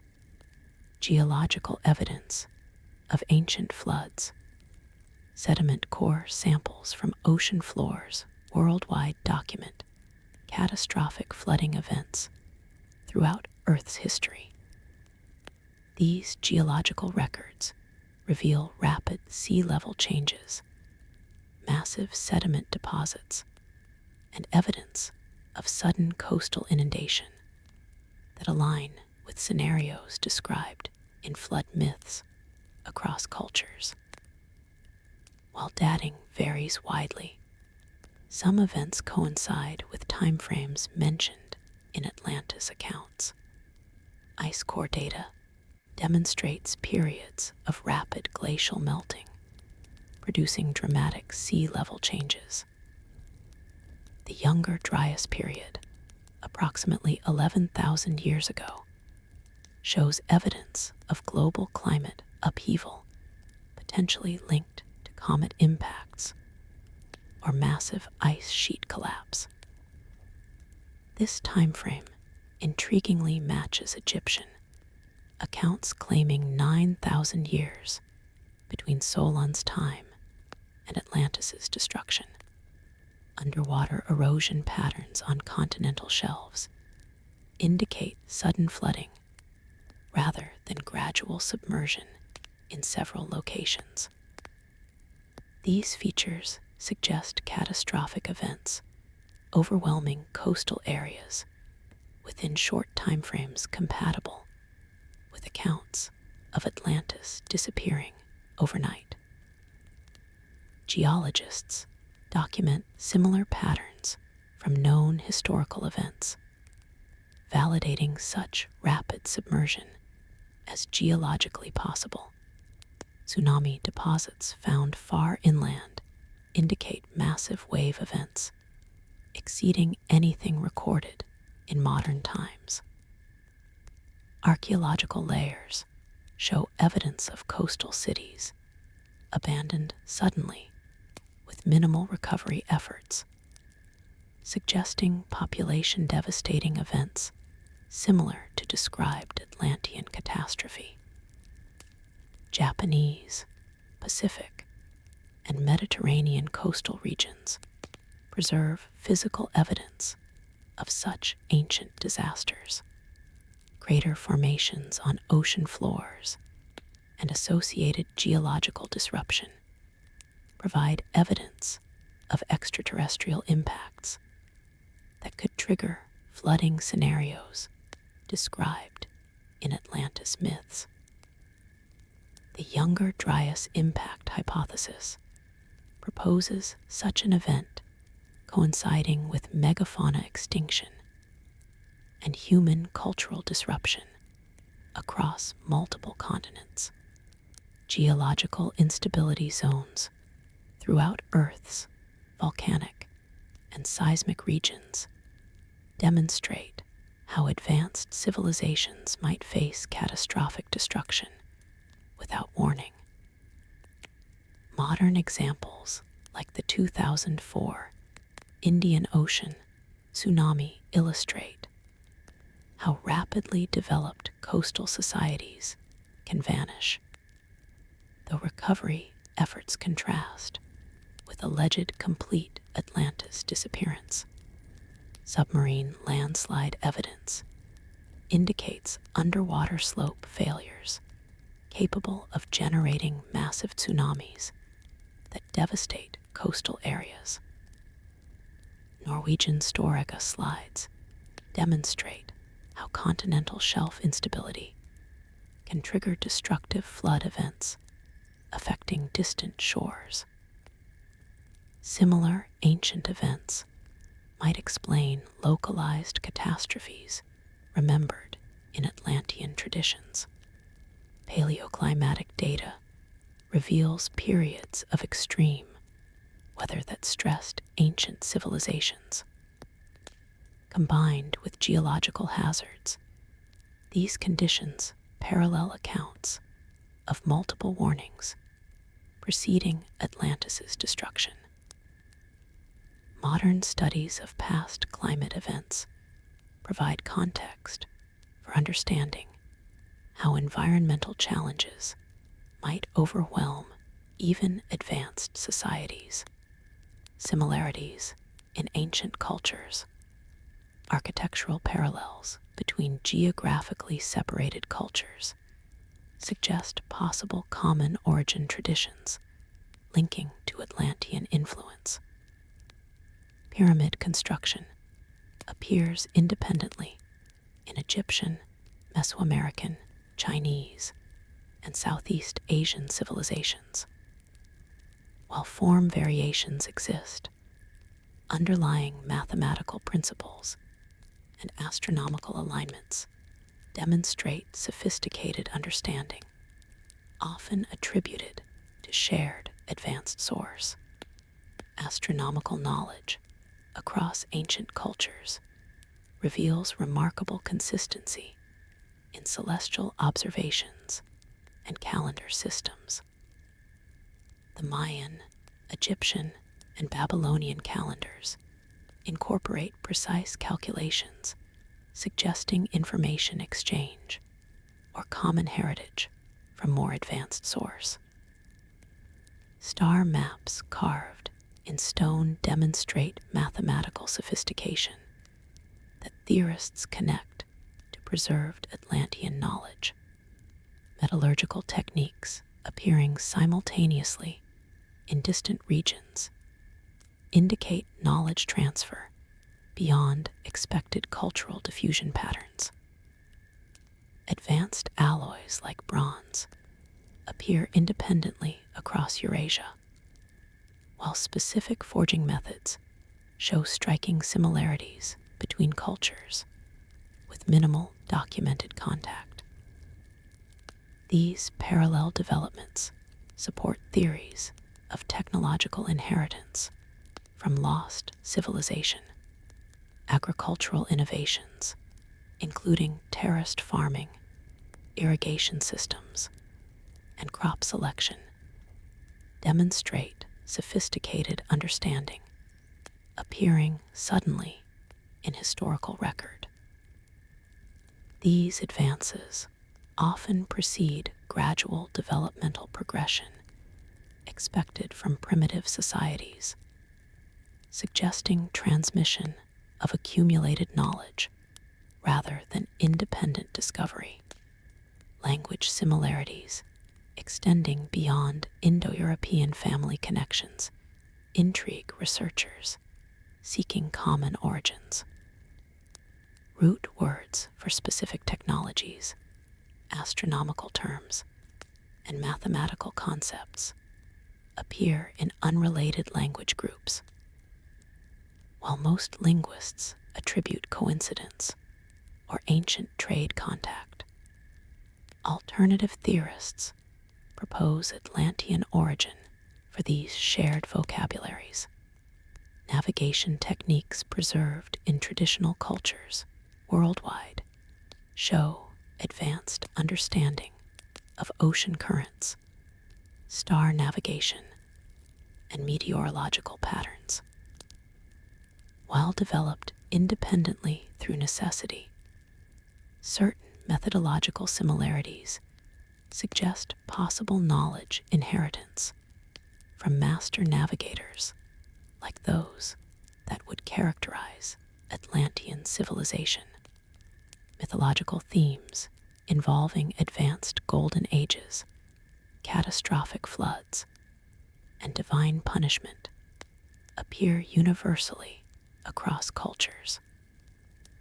While flood myths specifically might arise from common experiences of rising seas following ice ages, the consistent narrative elements suggest cultural memory transmission through refugee populations. Medical knowledge preserved in ancient texts demonstrates anatomical understanding and surgical techniques advanced for their historical context. Rare procedures documented across separated cultures show parallel development that supporters of Atlantis theory attribute to preserved medical knowledge from advanced civilization. Mathematical systems utilizing base 10, understanding zero concept, and geometric principles appear in cultures without documented contact. While independent development remains possible, the sophistication level and similar methodologies fuel theories about inherited knowledge systems originating from common ancient source. Religious symbolism incorporating water, crystal, and light elements appears universally in ancient cultures, while natural phenomenon inspire similar spiritual concepts across humanity. Specific iconographic elements suggest cultural transmission through populations carrying memories of technologically advanced aquatic civilization. Modern scientific explanations, scientific consensus, generally explains similarities between ancient cultures through parallel evolution, rather than shared origin from lost civilization. Archaeologists argue that humans facing similar challenges independently develop comparable solutions, accounting for architectural, agricultural, and technological parallels without requiring external influence. Geological explanations for flood myths center on post-glacial sea level changes affecting coastal populations worldwide. As ice ages ended, rising waters submerged vast coastal plains where early civilizations flourished. Cultural memories of these gradual displacements transform through oral tradition into catastrophic flood narratives, creating Atlantis-type myths. Psychological factors contribute to pattern recognition that leads people to perceive connections where none exist. The human brain naturally seeks familiar shapes in random data, explaining why observers identify artificial structures in natural formations. Pareidolia phenomenon accounts for many claimed underwater architectural discoveries, magnetic anomalies, and underwater acoustic disturbances generally result from known geological processes rather than artificial structures.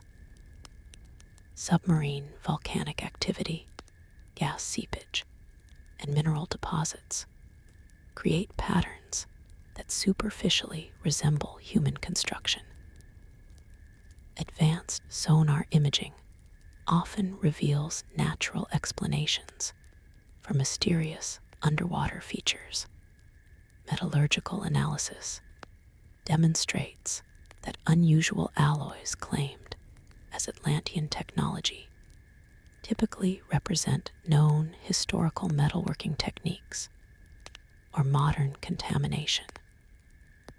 Shipwreck materials, industrial waste, and mining residue often provide prosaic explanations for artifacts initially attributed to lost civilizations. Calendar systems and astronomical knowledge develop naturally as agricultural societies require precise seasonal timing. Mathematical principles underlying these systems arise independently as humans observe celestial patterns essential for survival. The sophistication attributed to alien or lost civilization origin reflects underestimation of ancient human capabilities. Language similarities, explained through established historical linguistics, demonstrate how trade, migration, and conquest spread vocabulary across cultures. Borrowed terms for new concepts, shared Indo-European origins, and natural sound-to-meaning relationships account for parallels without requiring common advanced source.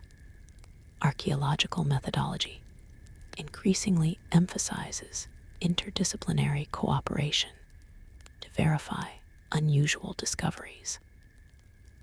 Rigorous testing procedures, peer review processes, and replication requirements filter sensational claims through scientific scrutiny. Legitimate underwater archaeology focuses on documented historical shipwrecks and coastal settlements rather than pursuing unverified myths. Genetic studies of human populations reveal migration patterns and cultural exchanges that explain similarities between ancient civilizations. DNA evidence supports gradual knowledge transmission through trade networks and population movements rather than sudden inheritance from lost advanced society.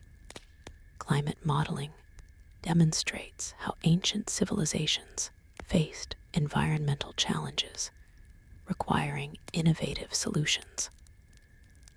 Droughts, floods, and climate shifts necessitated technological advancement to ensure survival. These external pressures drove parallel innovation without requiring central knowledge source from vanished civilization. Modern search for Atlantis, famous expeditions and explorers. The search for Atlantis attracts adventurers, scholars, and pseudoscientists whose varying motivations produce dramatically different expedition outcomes. Ignatius Donnelly's 1882 book, Atlantis, The Antediluvian World, ignites modern interest, proposing Atlantis as historical fact, explaining global cultural similarities. His theories, though scientifically flawed, inspire generations of treasure hunters and researchers. Edwin Bjorkman's 1914-1916 expeditions to the Azores represent early attempts combining scientific method with speculative archaeology. Using then revolutionary underwater photography, his team documents rock formations suggesting artificial construction. While mainstream science dismisses his findings, the expedition establishes protocols for underwater archaeological investigation. Colonel Percy Fawcett disappears in 1925, searching for the lost city of Z in Brazil, believing it represents an Atlantean colony. His extensive preparation and careful documentation influence future expeditions, despite his tragic fate. Theories about his disappearance range from natural hazards to discovery of dangerous knowledge that indigenous peoples protected. Jacques Cousteau's 1978 expedition near Bimini investigates underwater formations claimed as Atlantean harbor structures. Using advanced diving equipment and submersibles, his team conducts thorough geological analysis, demonstrating natural origin for the formations. This scientific approach sets standards for distinguishing between wishful thinking and legitimate discovery. Robert Ballard, discoverer of the Titanic, leads expeditions searching for submerged ancient cities in the Black Sea during the 1990s.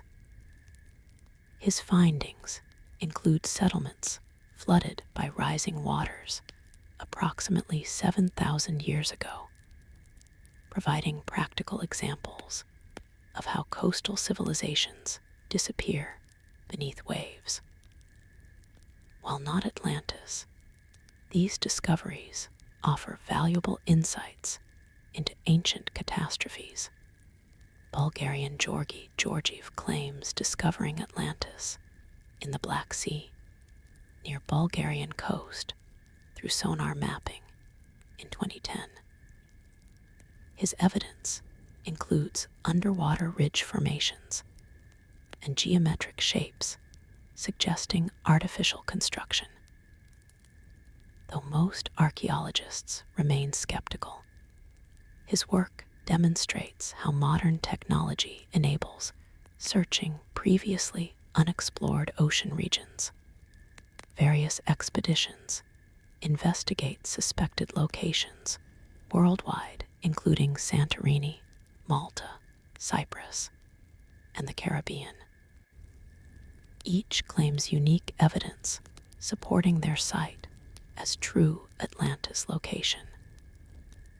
The proliferation of competing claims reflects both the enduring fascination with the legend and the challenge of distinguishing legitimate discoveries from wishful interpretation.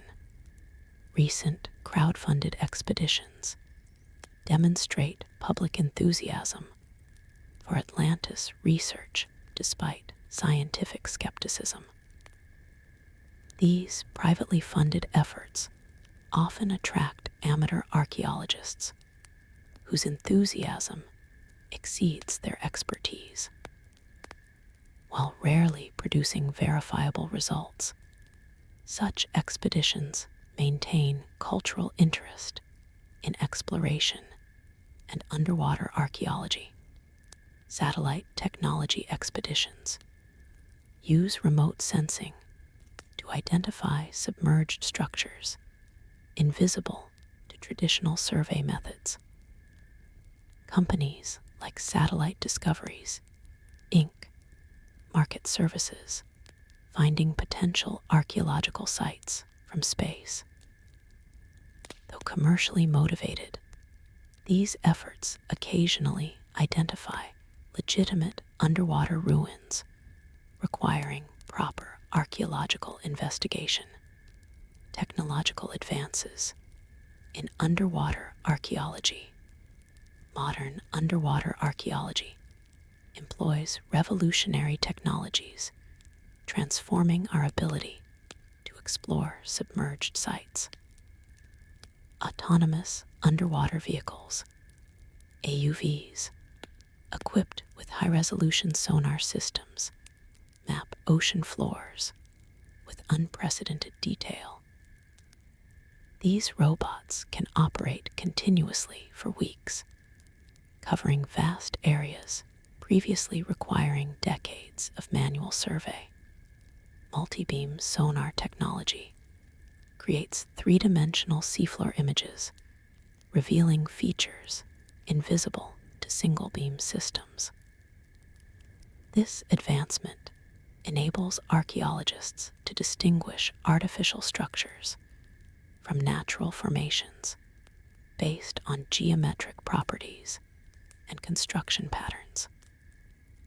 Complete bathymetric surveys now document underwater topography with centimeter accuracy. Remote operated vehicles, ROVs, reach depths impossible for human divers, while manipulating delicate artifacts requiring precision handling. Equipped with mechanical arms and high-definition cameras, these submersibles conduct archaeological excavation without disturbing sediment unnecessarily. Real-time video transmission allows experts worldwide to participate in underwater discoveries remotely. Ground-penetrating radar, adapted for marine environments, locates buried structures beneath sediment layers. This non-invasive technique identifies potential archaeological sites without excavation damage. Combined with sub-bottom profiling, researchers map complete ancient cities hidden beneath ocean floors without destructive investigation. Photogrammetry software creates detailed 3D models from thousands of underwater photographs. These digital reconstructions enable virtual exploration of submerged sites while preserving fragile structures from repeated physical visits.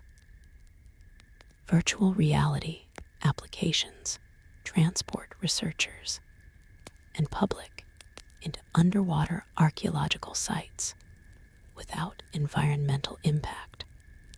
DNA analysis of marine sediment cores reveals human occupation timelines for submerged coastal regions.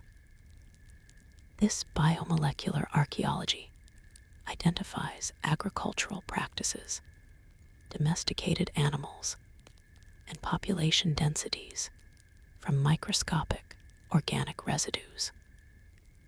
Such techniques prove human presence in now submerged areas, dating thousands of years earlier than visible remains suggest.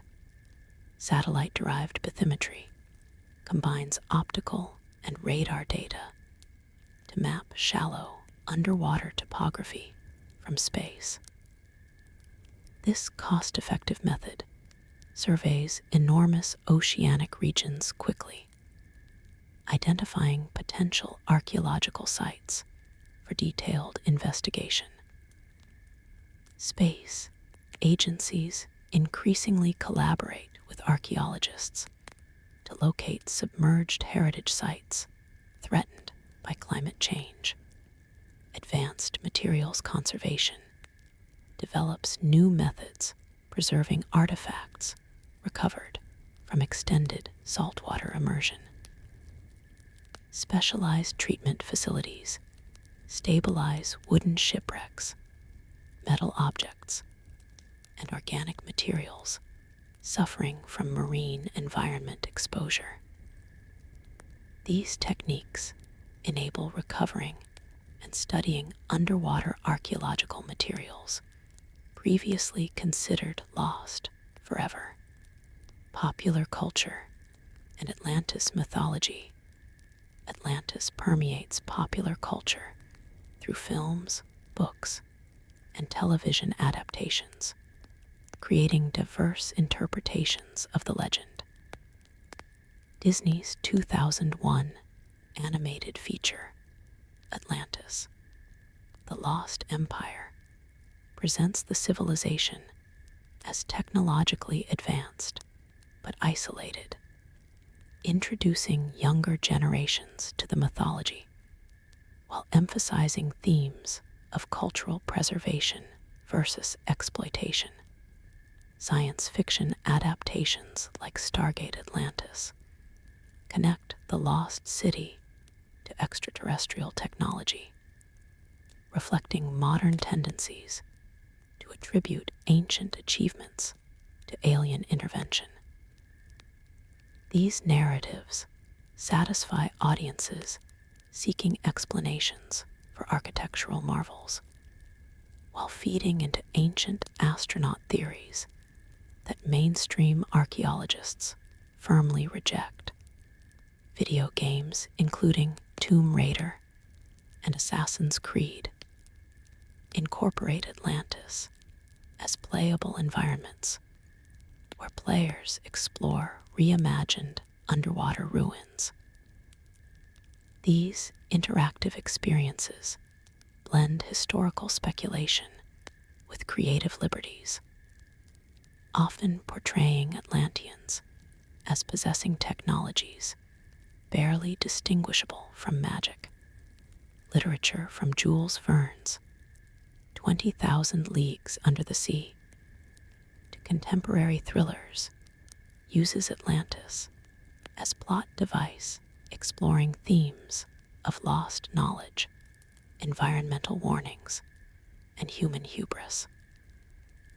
Authors like Douglas Preston blend scientific expedition narratives with supernatural elements, creating page-turning adventures that fuel public imagination. New Age spiritual movements often invoke Atlantis as source of ancient wisdom and advanced healing techniques. Crystal shops sell Atlantean crystals, claiming therapeutic properties, while meditation practices supposedly channel Atlantean spiritual knowledge. These commercial appropriations demonstrate how mythology adapts to contemporary spiritual markets.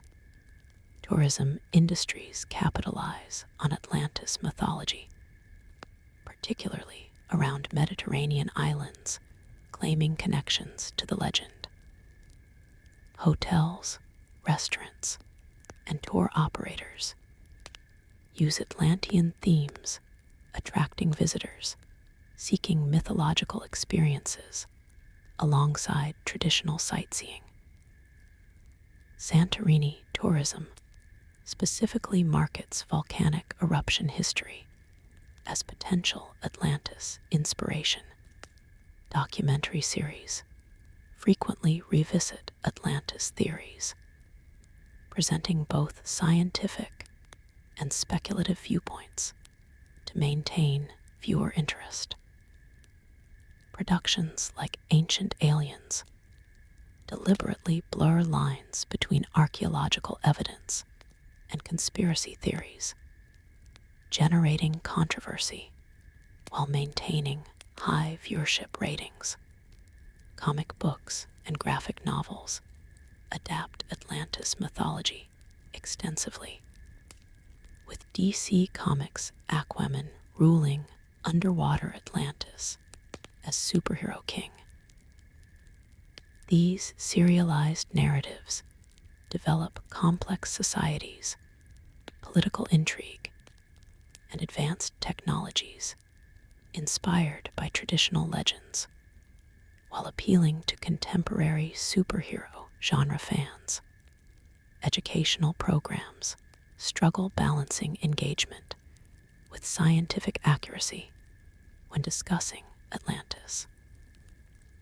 Museums worldwide create exhibits exploring the legend, while emphasizing archaeological methodology and critical thinking skills. These presentations aim inspiring interest in legitimate archaeology without encouraging pseudoscientific beliefs. The persistence of Atlantis in popular culture reflects humanity's enduring fascination with lost civilizations and catastrophic change. Whether as entertainment, spiritual inspiration, or cautionary tale, the legend continues capturing imagination across generations and media formats. Current research and discoveries, contemporary archaeological research, approaches Atlantis legend through legitimate scientific inquiry, focused on documented submerged settlements. Project Venus studies Mediterranean coastal sites flooded by rising seas since the last ice age, discovered multiple settlements matching descriptions of advanced ancient cities destroyed by water. Heraclean Thonis, discovered off Egypt's coast in 2000, demonstrates how major port cities disappear beneath waves through natural subsidence. Archaeological excavations reveal sophisticated harbor infrastructure, monumental temples, and international trade evidence from 1,000 years before disappearing completely. This real underwater city provides templates for understanding alleged Atlantis destruction scenarios. Doggerland research beneath the North Sea reveals vast prehistoric landscapes supporting hunter-gatherer populations until flooding approximately 8,000 years ago. Fishing trawlers occasionally recover stone tools and mammoth bones from these submerged territories. While predating Plato's timeline, these discoveries illustrate how rising seas erase entire civilizations from geographic memory. Scientific dating methods applied to supposed Atlantis locations consistently disprove claims of advanced civilization contemporaneous with Plato's account. Radiometric analysis of underwater structures typically reveals recent geological origin or misidentified natural formations.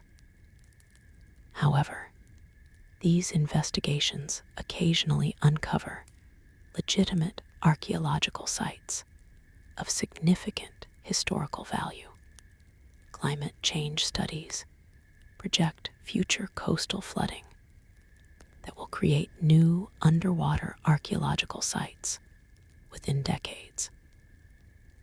Rising sea levels threaten documented ancient settlements, motivating urgent documentation efforts.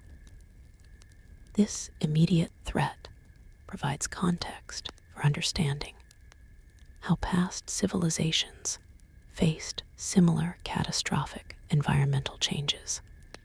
genetic research tracking human migration patterns reveals waves of population movement, often coinciding with geological upheavals. DNA studies of isolated populations sometimes show markers suggesting distant common ancestry that fuel speculation about shared origin from lost civilizations. However, these genetic connections typically reflect documented historical migrations rather than mythological dispersals. Oceanographic studies identify underwater features, potentially obscuring ancient structures. Submarine canyons, seamounts, and coastal shelf formations occasionally exhibit geometric patterns suggestive of human construction. While most prove natural upon detailed examination, these discoveries maintain scientific interest in exploring less studied ocean regions. Interdisciplinary approaches combining geology, archaeology, and mythology increasingly examine cultural memories reflected in flood myths. Rather than seeking literal Atlantis, researchers investigate how catastrophic events transform into legendary narratives. This methodology provides valuable insights into how societies process and transmit collective trauma through storytelling. Private sector involvement in marine archaeology increases as technology reduces exploration costs. Companies offering expedition tourism combine scientific research with commercial ventures, funding legitimate archaeological projects through public participation fees. This hybrid approach accelerates underwater exploration while raising ethical questions about archaeological site access, conclusion, and legacy. Lessons from the lost civilization. The story of Atlantis, whether historical truth or philosophical allegory, offers profound lessons for modern civilization confronting similar challenges.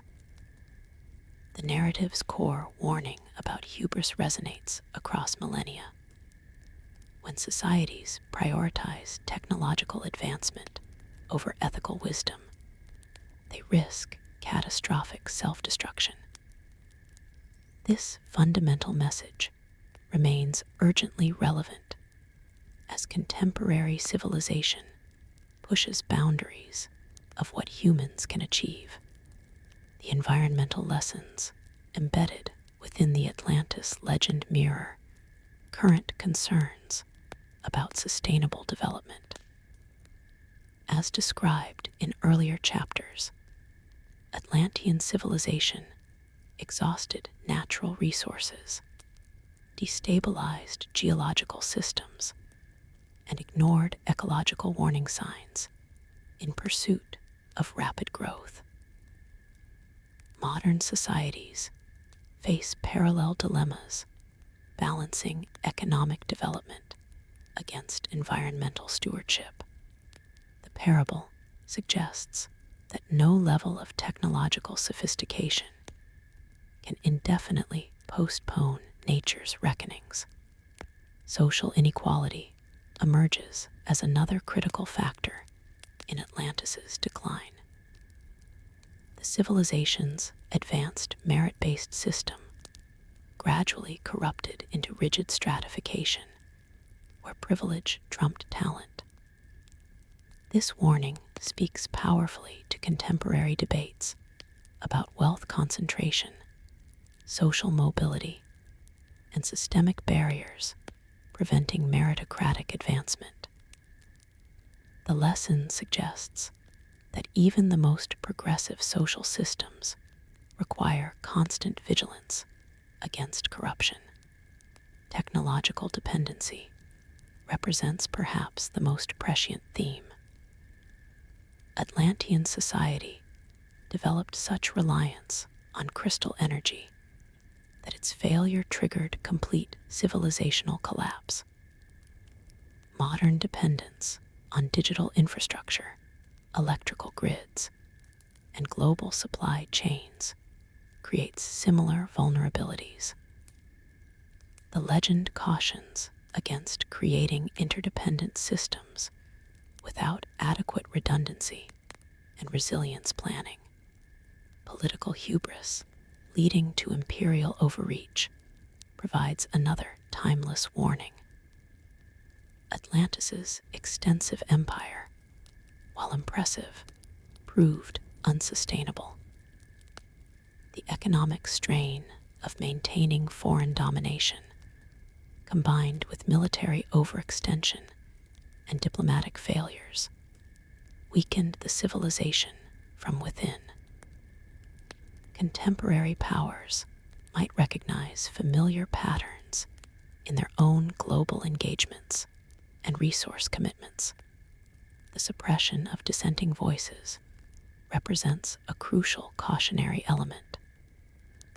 As Atlantean leadership dismissed warnings from priests, environmental scientists, and social critics, they eliminated feedback mechanisms that might have prevented catastrophe. This parallels modern tendencies to silence uncomfortable truths and the polarization that prevents societies from addressing existential threats. Knowledge preservation emerges as both practical wisdom and philosophical principle. The desperate efforts of Atlantean survivors to preserve their learning through oral tradition, hidden texts, and symbolic encoding suggest that civilizational knowledge transcends the societies that produce it. This emphasizes our responsibility to future generations, not just as inheritors of wisdom, but as potential survivors of our own catastrophes. The spiritual dimension of Atlantis's decline offers reflection on the balance between material and metaphysical understanding. The civilization's shift from genuine spiritual practice to mechanical ritual, from harmony with nature to domination over it, suggests dangers when technological capability exceeds spiritual wisdom. This speaks to contemporary debates about meaningful purpose amid material abundance. Ultimately, the Atlantis narrative functions as existential reminder about impermanence. Even the greatest civilizations can disappear, leaving only fragments and memories. This perspective encourages humility about our own era's achievements, while inspiring urgent action to address challenges before they become insurmountable. Whether reading the story as history or metaphor, the lessons remain startlingly applicable to navigation through current crises, connection to modern environmental concerns. The environmental catastrophe depicted in the Atlantis legend serves as powerful allegory for contemporary climate change challenges. Just as Atlantean leaders ignored seismic warnings, ocean acidification, and atmospheric disturbances, modern societies sometimes resist acknowledging accumulating evidence of environmental crisis. The story's most haunting aspect, that advanced scientific understanding failed to prevent catastrophe, directly addresses current debates about expertise, denial, and response timelines. Rising sea levels, a central element in Atlantis's destruction constitute an immediate threat to coastal civilizations worldwide.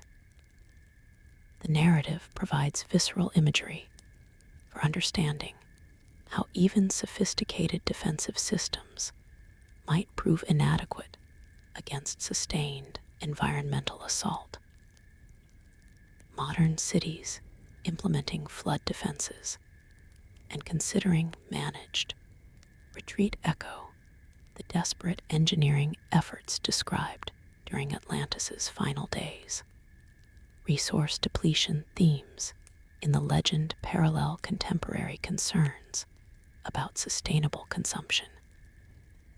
Atlantis's crystal energy crisis, resulting from extraction beyond regeneration capacity, mirrors modern anxieties about fossil fuel dependency, rare earth mineral scarcity, and renewable energy transitions.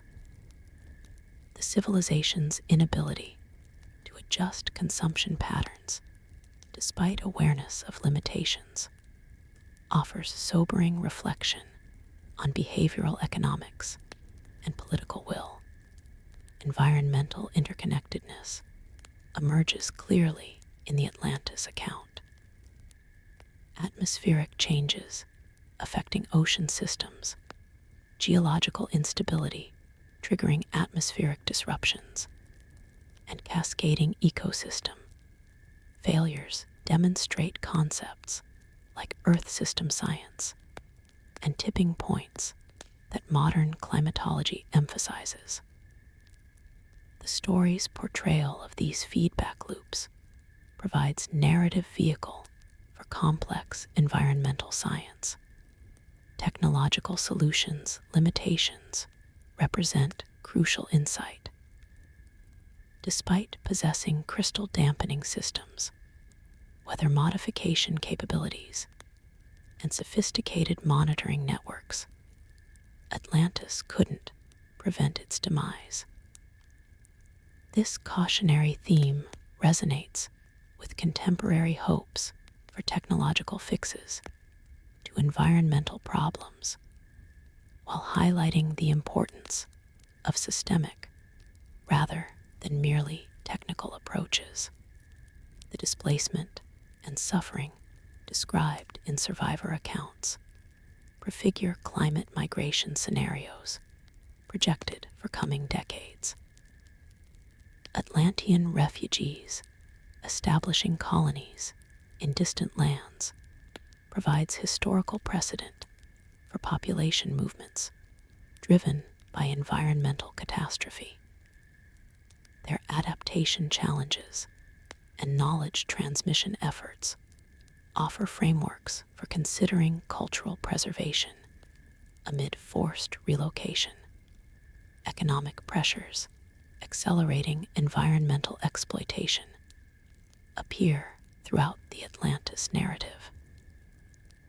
The civilization's pursuit of growth through resource extraction, disregard for long-term sustainability in favor of immediate returns, and attempts to maintain standards of living through technological intensification mirror contemporary economic systems dependent on continuous growth models. Preventable tragedy stands as the story's most haunting element. Atlantis possessed both knowledge and capability for sustainable existence, but lacked political will and social cohesion necessary for transformative change. This theme directly confronts modern societies with uncomfortable questions about priorities, values, and willingness to make difficult adjustments before environmental damage becomes irreversible. The enduring mystery and fascination, despite millennia of investigation, debate, and theorizing, Atlantis retains its power to captivate human imagination. This enduring mystery transcends simple historical curiosity to become a fundamental human story about ambition, achievement, and loss. The legend's survival through diverse cultures and epochs demonstrates its psychological and cultural resonance beyond mere archaeological interest. The mystery's appeal partly derives from its perfect balance of specificity and ambiguity. Plato provides enough detail to seem historically grounded, while leaving sufficient gaps for endless speculation. This narrative sweet spot allows each generation to reimagine Atlantis according to contemporary concerns, whether as cautionary tale about nuclear warfare, environmental crisis, or technological singularity. Academic controversy surrounding Atlantis's reality contributes to its mystique. The scholarly divide between dismissive skepticism and passionate advocacy creates intellectual tension that keeps the legend alive in public discourse. This ongoing debate transforms an ancient myth into living cultural phenomenon, with new evidence and interpretations continuously reigniting interest. Popular culture's endless reinvention of Atlantis reflects humanity's deep yearning for lost golden ages and hidden knowledge. The concept satisfies multiple psychological needs: wonder at ancient achievements, belief in concealed wisdom, and hope that past greatness might guide future salvation. This multifaceted appeal ensures Atlantis remains relevant regardless of archaeological findings. The search for Atlantis ultimately represents humanity's broader quest for meaning, origin, and destiny. Whether pursuing underwater ruins, decoding ancient texts, or creating fictional narratives, seekers engage with fundamental questions about human potential and limitation. The mystery endures because it addresses perennial concerns about civilization's purpose and fragility. As long as humans wonder about their past, fear their future, and seek lessons from both triumph and catastrophe, the legend of Atlantis will continue inspiring exploration, creativity, and reflection. The lost civilization remains not just historical puzzle, but eternal mirror reflecting our deepest aspirations and anxieties about the human condition.